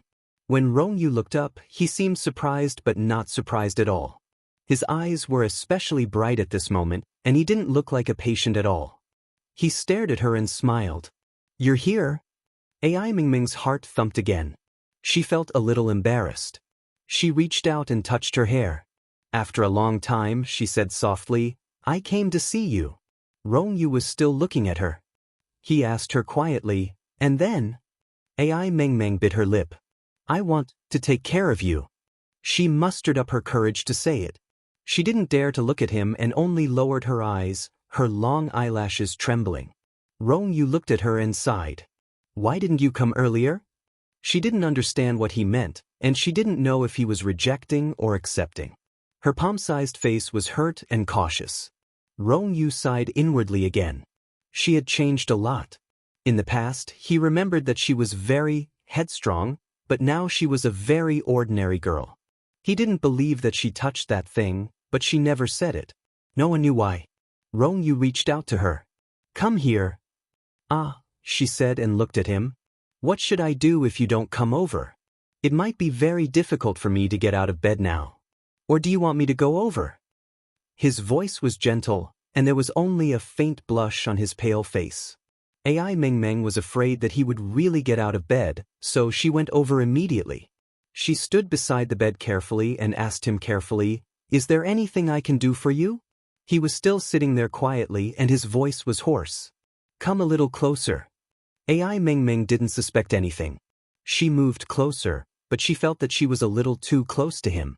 Just as she was thinking about that, her lips were kissed by him. She moaned and stared at him with her eyes wide open. "Close your eyes," he murmured. "Close your eyes when you kiss." She didn't want to, but for some reason she listened to him and closed her eyes. After a long time, Rong Yu finally let go of her. Their eyes met and he whispered, "I'll get a lawyer to come over tomorrow. We'll sign the marital agreement and get married." Marriage? AI Meng Meng's heartbeat quickened again. She only wanted to take care of him and nothing else. Rong Yu's eyes stared at her lips. After a while, he said softly, "Are you afraid that I won't live, so you don't want to marry me? Or do you not like me? Or are you afraid that I'll drag you down in the future?" Of course, AI Meng Meng immediately retorted, "It's not like that." "What kind is it?" He looked at her, his eyes burning. AI Meng Meng bit her lower lip and said in a small voice, "I'm willing to marry you and take care of you." Rong Yu smiled. When he smiled, he looked very handsome. He said yes. After that, he didn't say anything else and continued to write his script. AI Meng Meng didn't dare to disturb him, so she passed him a glass of water. Later, when she saw that he was still writing after an hour, she couldn't help but say, "Do you want to take a break?" Chapter 44:02. He looked at her. "Are you concerned about me?" She was usually very strong, but she was a little speechless at this moment. She couldn't find a reply for a long time, so she just nodded gently. Rong Yu smiled and continued to write. As he typed on the keyboard, he asked her casually, "Do you like being an actress?" AI Meng Meng was a little embarrassed by his question. She pursed her lips and said after a long time, "It's all right, I don't really want to be one anymore. Rong Yu didn't say anything, but his hands slowed down a little. Then, he seemed to think of something and looked at her. If you want to act, you can tell me. This script isn't for sale. Maybe you can let He Huan do it. If she can do it, I think you can do it too. He just said it like that. AI Meng Meng didn't take it seriously because she was really sick. Even if she could do it, she might not be able to sell it. Now, she had zero tolerance for actors. Rong Yu looked at her again and whispered, "It's a documentary. It can be shown with positive energy." She nodded and looked at him. "Then when are you going to rest?" Rong Yu smiled and passed the notebook to her after saving it. AI Meng Meng closed it for him and put it aside. She was probably from an ordinary family, so she was very good at taking care of people. She helped him put down the bed and tidied it up. She leaned against his pillow and said, "Go to sleep. I'll wake you up for lunch." Rong Yu was a little tired after working for a while, so he closed his eyes and grunted. AI Meng Meng wanted to move away, but the next second he held her hand. Because Rong Yu was sick, his fingers were a little cold, but AI Meng Meng's hand was warm. Strangely, the temperature was harmonious. She bit her lips and looked at him, a little helpless. They had actually done it before, the kind that was thorough, but now she still felt a little helpless. Although it was just holding hands. AI Meng Meng bit her lips and said softly, "Rong Yu?" His eyes were still closed and his voice was a little low. "I want to sleep for a while. Stay with me." He was clearly very weak, but he still pulled her to his side with one hand. AI Meng Meng was forced to stick to his chest. Compared to the last time, he was much thinner than he was. Even his heartbeat was not as strong. AI Meng Meng suddenly wanted to cry, but she was afraid that he would know, so she secretly held it back. Rong Yu seemed to have sensed something. He reached out and gently touched her face. Then he asked Dao gently, "Why are you crying?" "I'm not crying." AI Meng Meng bit her lip. "It's just that the sand got into my eyes." He smiled bitterly. "How can there be sand in a ward? It's scary to be uneducated. I have a junior high school graduate, but after attending technical secondary school for a year, he quit." AI Meng Meng said, somewhat unconvinced. Rong Yu burst into laughter. "You call this cultured? I'll teach you when I have time." As he spoke, he placed her fingers in his palm and said in a hoarse voice, "Sleep with me for a while. I've been waiting for you for many days. You must not know the taste of suffering." He closed his eyes, and she opened them stealthily. He was thin and weak, but he was still good-looking. It seemed that as he got sick, he became less and less similar to President Qin. Rong Yu was Rong Yu, not someone else. She was also sure that she liked him, not someone else. She stayed with him and waited for him to fall asleep, but she still cried secretly. She was afraid that she would wake him up, so her voice was soft. Later, she desperately wiped her tears. That kind of pain was even worse than the storm that time. It was like fine needles stabbing into her heart. Chapter 4403. The door of the ward was pushed open. The nurses outside were surprised to see the scene in the ward. Why was there a girl? But they soon realized that the girl had been crying and trying her best to hold it in. She looked very pitiful. She must love Rong Yu very much. The door closed again. AI Meng Meng finally stopped crying. She lay beside him carefully and looked at his face. Rong Yu suddenly said, "You're a grown-up. It'll be embarrassing if you cry." She opened her eyes and looked at him on the pillow. "How can I sleep with you crying like this?" He smiled and closed his eyes again. "I really don't know if you're here to accompany me or to torture me." AI Meng Meng bit her lip and said softly, "I'll leave if you don't like it." He pulled her close and kissed her, staring at her. At such a close distance, she could almost see his eyelashes. His eyelashes were very deep, so his eyes looked very gentle. AI Meng Meng wanted to cry again. He was so good and she had done so many wrong things. Could she really do that? Rong Yu guessed what she was thinking and whispered, "Didn't you say you would take care of me?" She looked up at him. Rong Yu smiled. "That's enough." In the end, they slept together. In the afternoon, when Qinshan came over, she was surprised to see AI Meng Meng. As a doctor and Aunt Yi Huan, She naturally knew AI Mengmeng and often gave AI Mengmeng acupuncture treatment. She couldn't help but be surprised to see them. Why were the two of them together? However, Qin Chen didn't show it. After the examination, she went back to the office and called Qin Mo. Qin Mo picked up the phone and was congratulated by Qin Chen. Qin Mo was speechless. Why should I congratulate you? He and He Huan had just lost a child, and He Huan ignored him as if he was her enemy. It was good that he wasn't surprised. How could he be happy? Qin Chen coughed and said, "Your rival in love is getting married. Rong Yu and AI Mengmeng are getting married tomorrow." Qin Mo was surprised. Were they really together? And so fast? Qin Chen's voice was a little faint. "Brother, I know you have feelings for AI Mengmeng and so do I. But I don't think this girl is that bad. Besides, she won't get close to Yi Huan in the future. Let her go." "When have I ever been unwilling to let her go?" Qin Mo's voice was even fainter than hers, and then he added, "I have to congratulate them on their marriage." Qin Chen coughed again. After a long time, he said, "Brother, why do I feel that your words are sour? Don't you wish them well?" Qin Mo's answer was to hang up the phone. He couldn't be bothered to talk to his sister.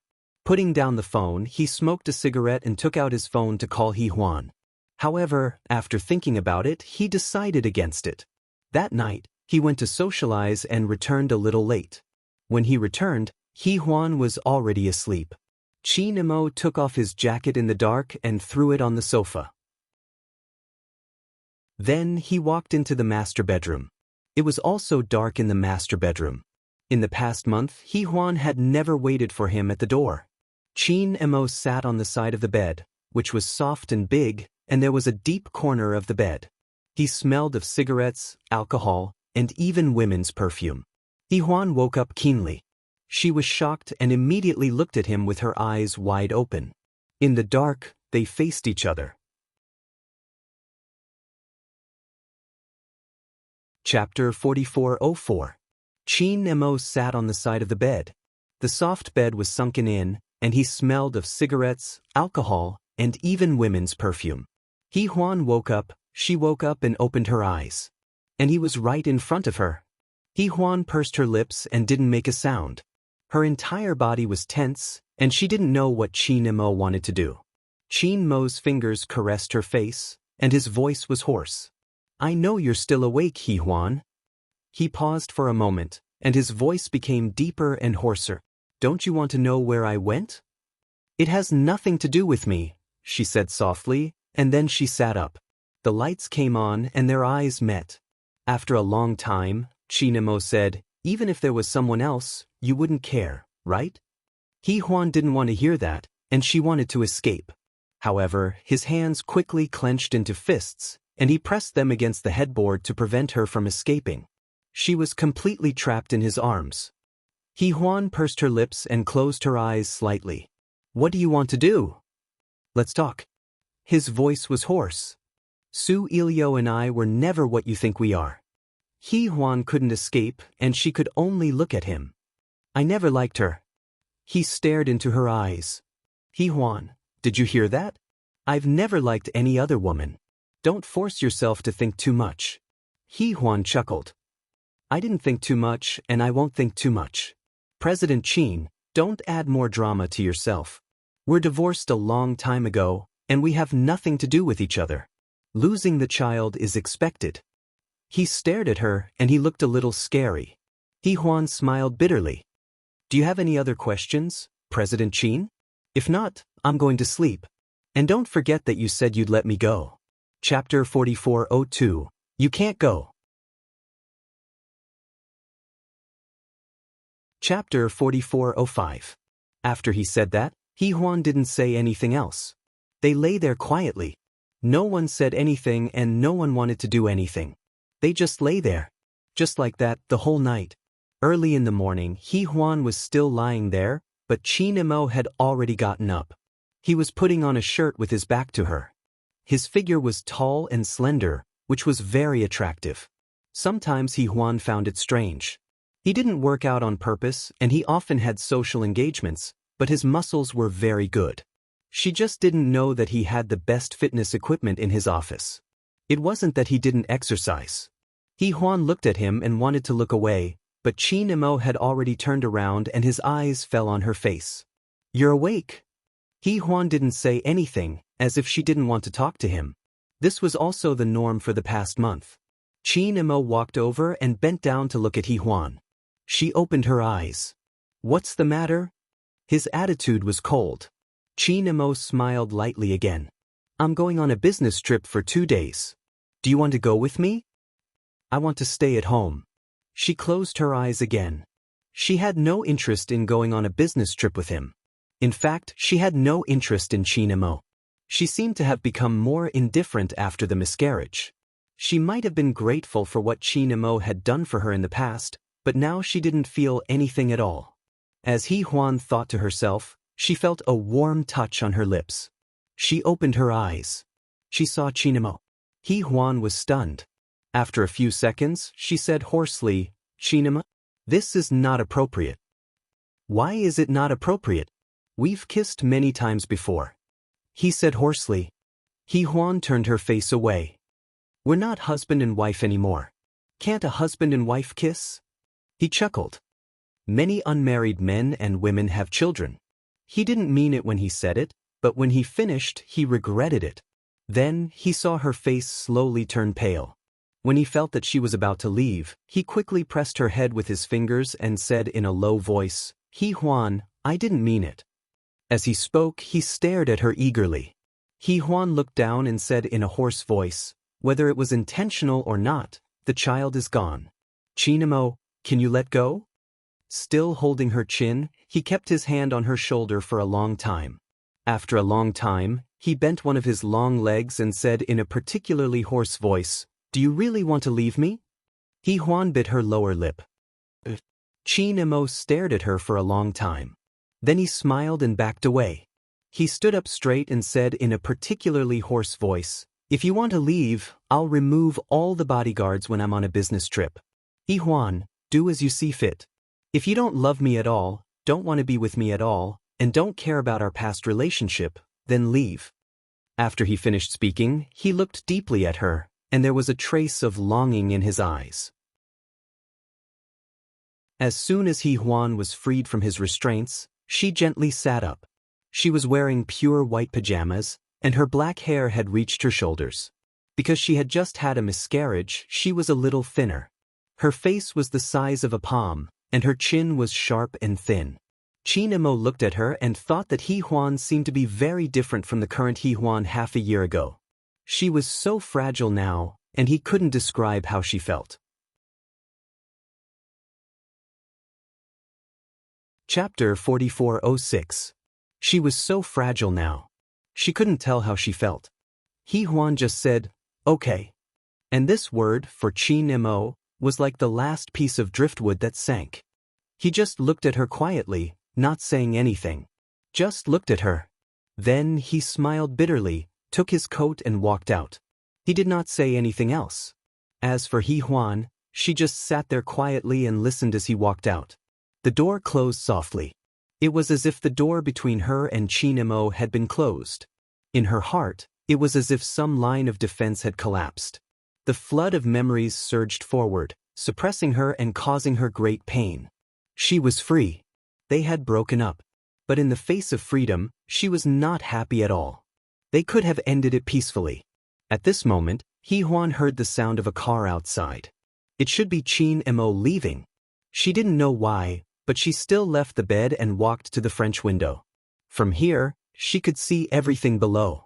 Qin Mo's car left, and the bodyguards also got in the car and left. He Huan knew that she could leave. But she didn't move. She stood there motionlessly. Later, when she felt a little suffocated, she turned around and looked around quietly. Everything here was the same as before. Nothing had been moved. In this apartment, He Huan and Qin Imo had quarreled and occasionally had sweet moments. And all of this made her heart ache when she thought of it now. She closed her eyes and was alone for a long time before she walked back to the master bedroom. She pulled her suitcase, packed her things briefly, and then went downstairs. The servants were still there. Seeing that He Huan was going out, they were stunned. "Madam." He Huan bit her lower lip. I talked to President Qin. Thank you for taking care of me during this time. He Huan's words were polite but also very distant. The servant still wanted to say something, but He Huan said again, there's no need to say anything. The bodyguards here have all been withdrawn. It's the same whether we call or not. The servants looked and found that it was true. During this time, He Huan had already walked out with her luggage. There was a car she used to drive in the parking lot, so she got in and drove away. After He Huan drove away, Qin Mo sat in the black limousine and received a call. The person on the other end said something, and then he was stunned for a moment before he said in a low voice, I got it. His hand that was holding the phone dropped, but his fingers were still tightly gripping the phone. He didn't loosen his grip. His brows were tightly furrowed, and they did not relax at all. He Huan left just as he was about to leave. Qin Mo leaned against the back of the chair and closed his eyes. His facial features were as tense as a world of ice and snow. In the end, she still left without any reluctance. He turned around and left. Later on, Qin Mo fell sick. He was pitiful and weak, and no one was around to take care of him. He sometimes wondered why he had bothered to be like this, when he had loved her from childhood and she had a heart of stone. Every time, he wanted to be ruthless and let it go, but he couldn't make up his mind. And this time it was the same. Perhaps he had already decided that he would never let her off in this lifetime. Why did he let her off? She had been his since she was a child. In the future, she would be his and only his. Qin Mo's fingers slowly loosened, and he moved slightly. Then his eyes opened slowly. This time, there was a touch of dominance in his eyes. Chapter 4407. He made a phone call and casually said a few words. The content was a little ruthless, and this phone call changed the fate of many people. But it couldn't be helped. Qin Mo was the most powerful man in the entertainment industry, and he had the final say in many things, including He Huan's parents' cultural company, Rong Yu's studio, and whether He Huan's movie could be released. He had too many tricks up his sleeve. Qin Mo hung up the phone and closed his eyes. City B. When He Huan left to pick up Yi Huan was not at her mother's place. Su Cheng's expression was also very strange. She looked at Yi Huan and sighed. Then she reached out to stroke her hair and said in a low voice, Yi Huan, it depends on whether you can let go of everything. She paused for a moment and said in a low voice, let's go abroad to relax. Yi Huan was still looking at her mother. Mom, what about Yi Huan? I will take her with me even if I go abroad. My movie is going to be released, and I can't leave. I also have to take care of Rong Yu. Yi Huan. As a mother, Su Cheng had always loved Yi Huan very much, but this time, she spoke to her in a strict voice. Can you take care of yourself? Don't worry about anything else. Her tone was really strict. Yi Huan looked at her and asked slowly, Mom, did something happen? Where is Yi Huan? Is she at Qin Mo's house? Su Cheng's expression was a little strange. She looked at Yi Huan and said in a low voice after a long time, Yi Huan is not at the Qin family. She is at Yi Mubai's house. Yi Mubai? Wen Yuan's house? Yi Huan was stunned and couldn't come back to her senses for a long time. After a while, she murmured, why was she sent to the Yi family? Su Cheng looked at her and said very softly, not only did Qin Mo send Yi Huan to the Yi family, but he also suppressed Rong Yu's studio and your father's cultural company. Did you even care about your movie? Will it be screened in half a month? Yi Huan was still in a daze and did not come to his senses for a long time. Qin Mo wants you to return to his side, Su Cheng said calmly. Yi Huan's gaze was a little straight as he stared at his mother. Finally, she said softly, Mom, I understand. She turned and walked away. Su Cheng stopped her. Yi Huan, where are you going? Yi Huan stopped and turned her back to Su Cheng. Su Cheng lowered her voice. Are you looking for Qin Mo? I won't let you go, do you hear me? Yi Huan's body was somewhat stiff. After a long while, she said in a low voice, I want to ask him why he treats me like this. Don't go. You can't beat him. Yi Huan, I'd rather you give up everything and leave him. Do you understand? Su Cheng's voice was harsher than before. He Huan stood there for a while longer before walking out quickly. After all, she had just had a miscarriage and was not in good health. Her body swayed a little when she moved. With much difficulty, she steadied herself and reached out to hold onto the door. Turning her head, she looked at Su Cheng and said softly, "Mom, I will definitely look for him." But He Huan couldn't find Chinemo. She couldn't get through to him at all. When he didn't want her to find him, he would make sure that she couldn't find him. He Huan looked for Secretary He. Chapter 4408. Secretary He thought to himself that President Qin was letting He Huan chase after him. President Qin was so arrogant. He Huan had just recovered. How could he run around? While Secretary He was thinking about this, He Huan had already hung up. Although it was difficult, she still found the location of Qin Mo's hotel in Hong Kong and set off immediately. She didn't even go to look for Yi Huan because she knew that without Qin Mo's permission, Yi Huan wouldn't come back. She immediately flew to Hong Kong. Xing Yuan Hospital Ward in B City. Rong Yu received treatment early in the morning. He didn't let Ai Mengmeng accompany him because he was afraid that she would be scared and hurt if she saw the scene. When he came out of the treatment room, his already pale face became even paler.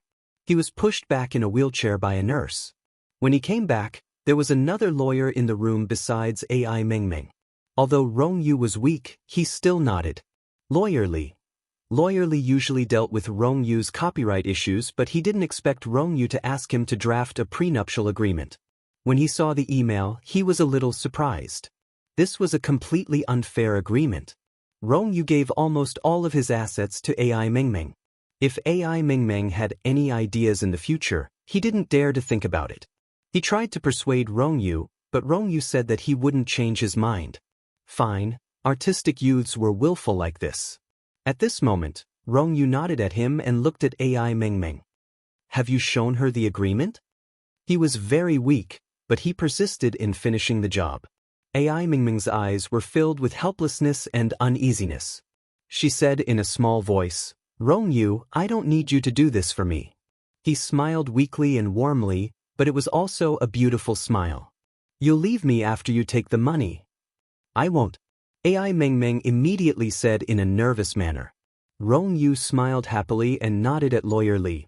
"Let's sign it." As Rong Yu's employee, Lawyer Li added, "Have you thought it through?" Rong Yu didn't reply and only smiled slightly. Lawyer Li then handed him the document for him to sign. He signed it without looking at it and pushed it to Ai Mengmeng. Ai Mengmeng held the pen and looked at him. Her eyes were a little confused, but she didn't sign it. Rong Yu waited patiently, but Lawyer Li was not calm. Where else can you find such a good thing? Rong Yu's net worth was already tens of millions, and as long as he could survive, his future would be bright. Ai Mengmeng looked at Rong Yu again before biting her lip and lowering her head to sign. "That's right." Lawyer Li put away the documents. "Here are the certificates and photos. I'll handle it for you. I'll be able to get the marriage certificate tomorrow. I wish you a blissful life together." Rong Yu smiled faintly. 100 years of love? Would he have another 100 years? He married Ai Mengmeng because he wanted to take care of her and let her own property legally. He didn't have any relatives left, and she was the only one he was worried about. Once upon a time, he was also worried about another girl, but that girl had a lot of things, so he didn't feel pity for her. Ai Mengmeng was different. She really had nothing.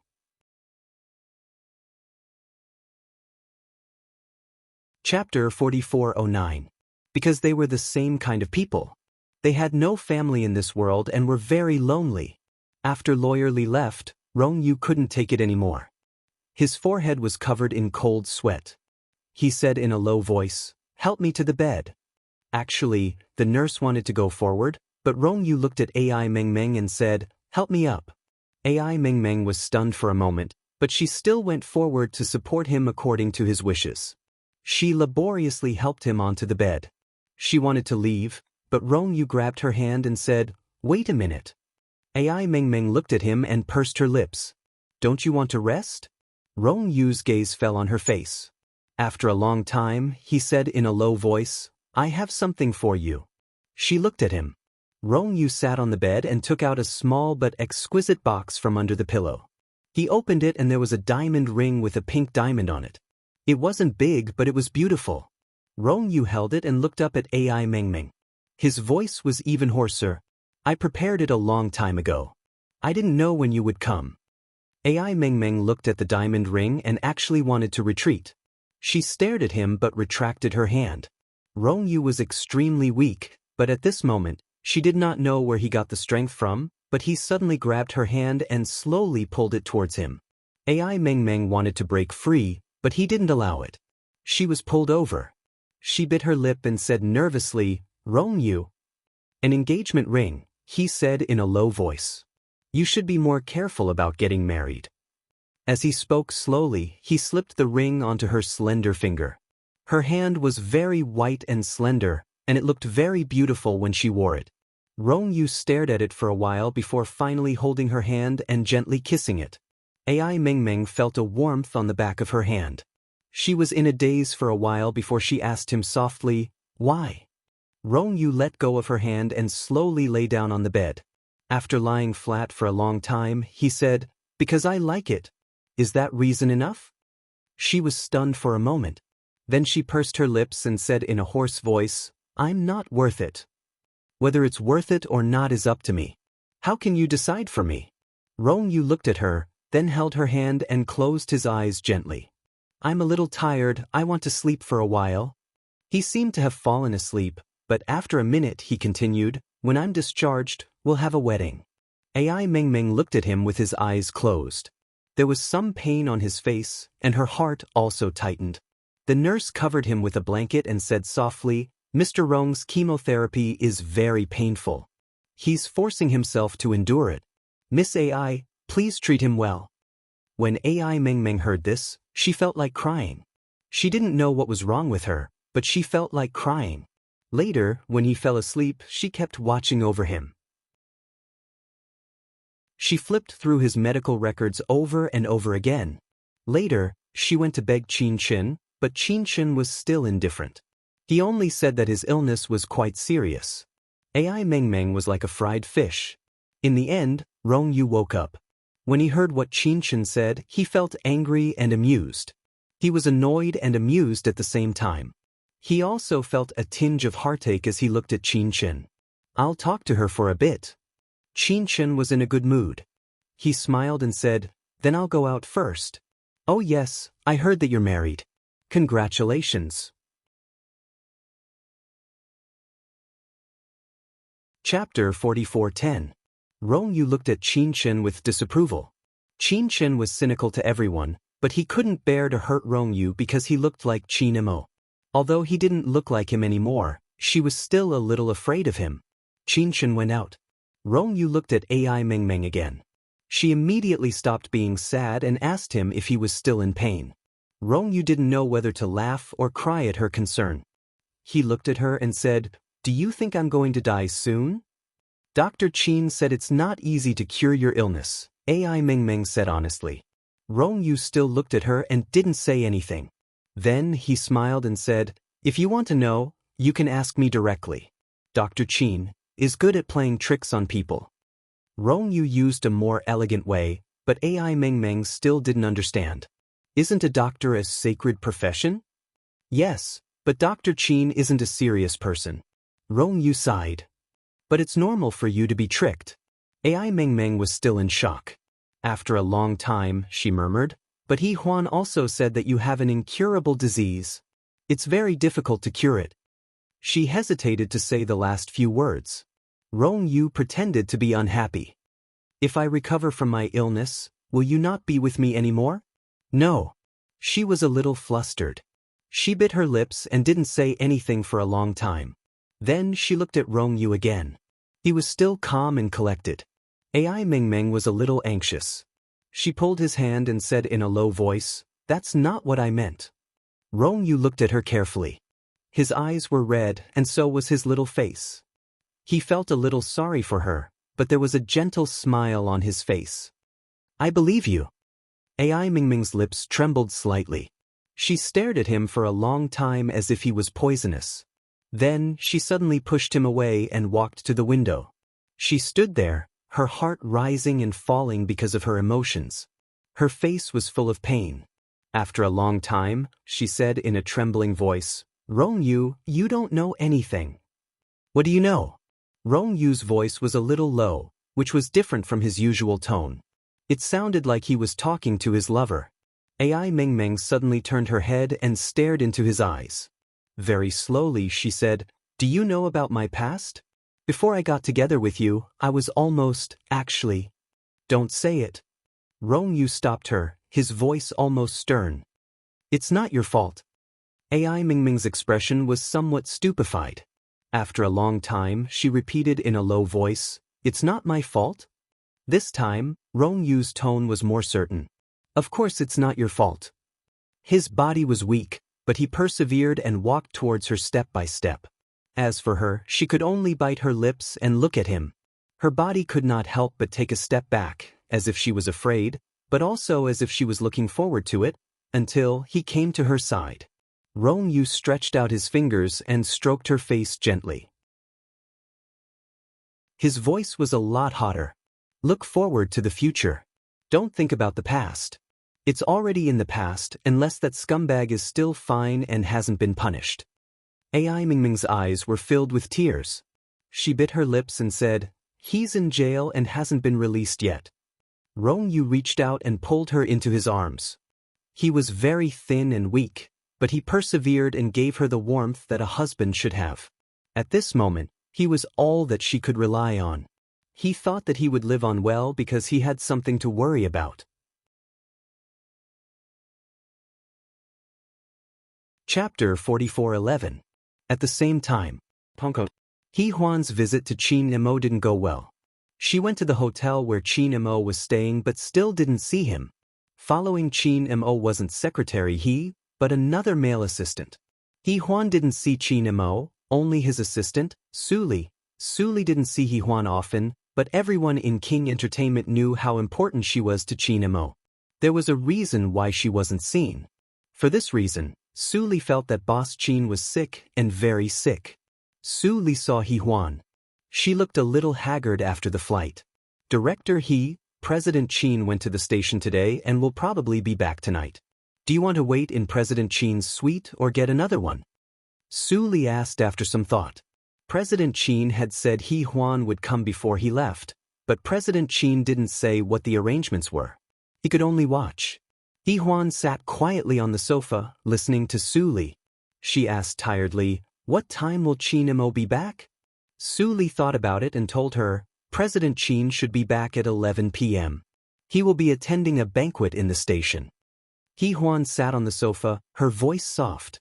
"I'll wait for him here." Su Li frowned. "It's very cold. Although there's heating in the lobby, it's still very cold at night. Director He, do you want to consider it?" "No, I'll wait for him here," He Huan said quietly. In fact, she came in a hurry and didn't have any luggage. Su Li looked at He Huan. He wanted to say something, but he sighed. He called Qin Imo and explained the situation. Qin Imo paused for a moment and said calmly, "Let's do what she wants." He hung up. Su Li found it strange. It didn't make sense. Didn't President Qin dote on Miss He the most? Could President Qin bear to leave her in such cold weather? But no matter what, He Huan was frozen outside the lobby. Although it was 20 degrees Celsius, it was still very cold when the door was opened and closed and people came in and out. She hadn't eaten much the whole day, and by 8 o'clock in the evening her stomach was already very uncomfortable, but she still endured it.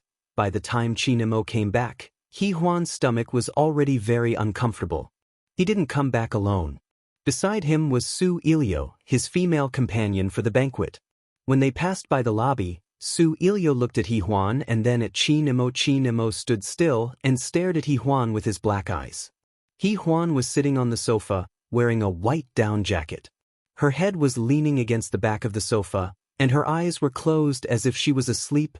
Qin Imo looked at her quietly. After a while, he said to Su Ilio, "Go back to your room." Just then He Huan woke up. She stared at them standing together, then stood up.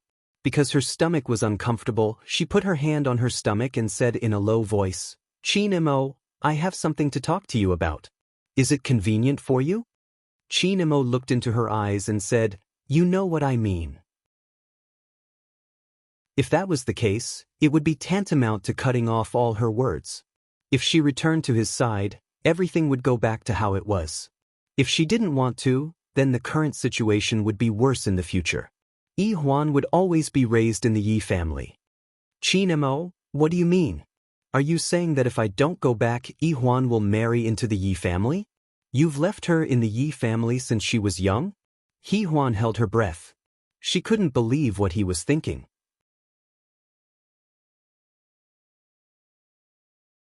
Chapter 44:12. Chinemo said calmly. Then his eyes lit up. Yi Huan, we can both test each other's bottom line. Yi Huan was already very tired. She looked straight at him, not daring to believe what he was thinking.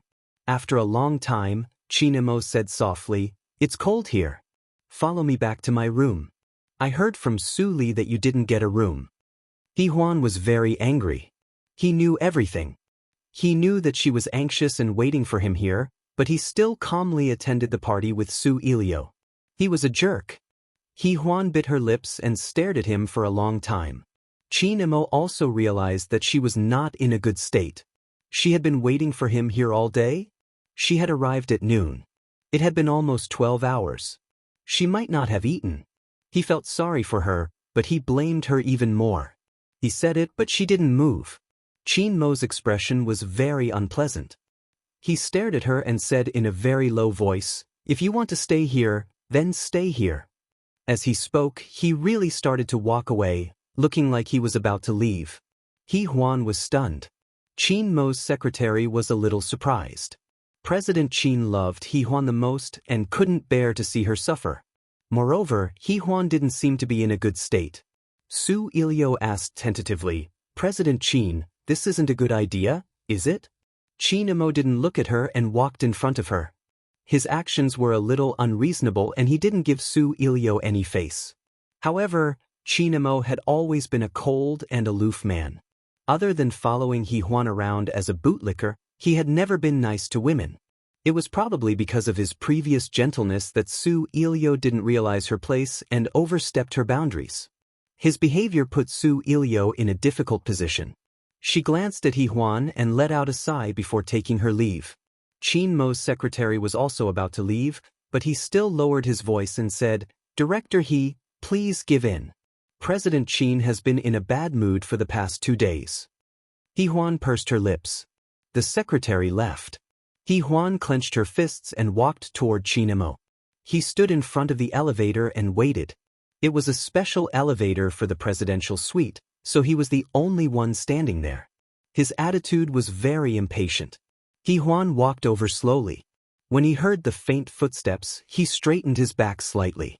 Because he knew her too well, he could tell even the slightest sound was hers. Chinemo didn't want to turn his head, but he still turned his body slightly. It was indeed Yi Huan. She walked towards him with a pale face. She didn't say anything and just stood beside him. Chinmo's attitude was still a bit cold. He gently stroked the cufflinks on his other sleeve and stared at her silently. You want to live with me? Yi Huan pursed her lips. I want to talk to you. Chinemo retracted his gaze and looked at the numbers above. After a while, the elevator door opened with a ding. He went in first and then turned around to wait for Yi Huan. She was stunned for a moment before she went in and stood beside Chinemo. He didn't say anything, and neither did she. The two of them used to be so close, but they had nothing to say when they were together. There were so many things to talk about, but the moment they opened their mouths, it would be hurt. Fortunately, the elevator soon reached the top floor. Chinemo turned sideways and gestured for her to go out first. It wasn't until then that he regained some of his poise. You're tuning in to the Dreamy Chapters YouTube channel. We're so grateful for your support and don't forget to subscribe to join us on this incredible journey through captivating stories. Your generosity through donations truly makes a world of difference, as it's the primary source of revenue that allows me to expand and enhance this channel for you. Thank you from the bottom of my heart for being a part of this adventure.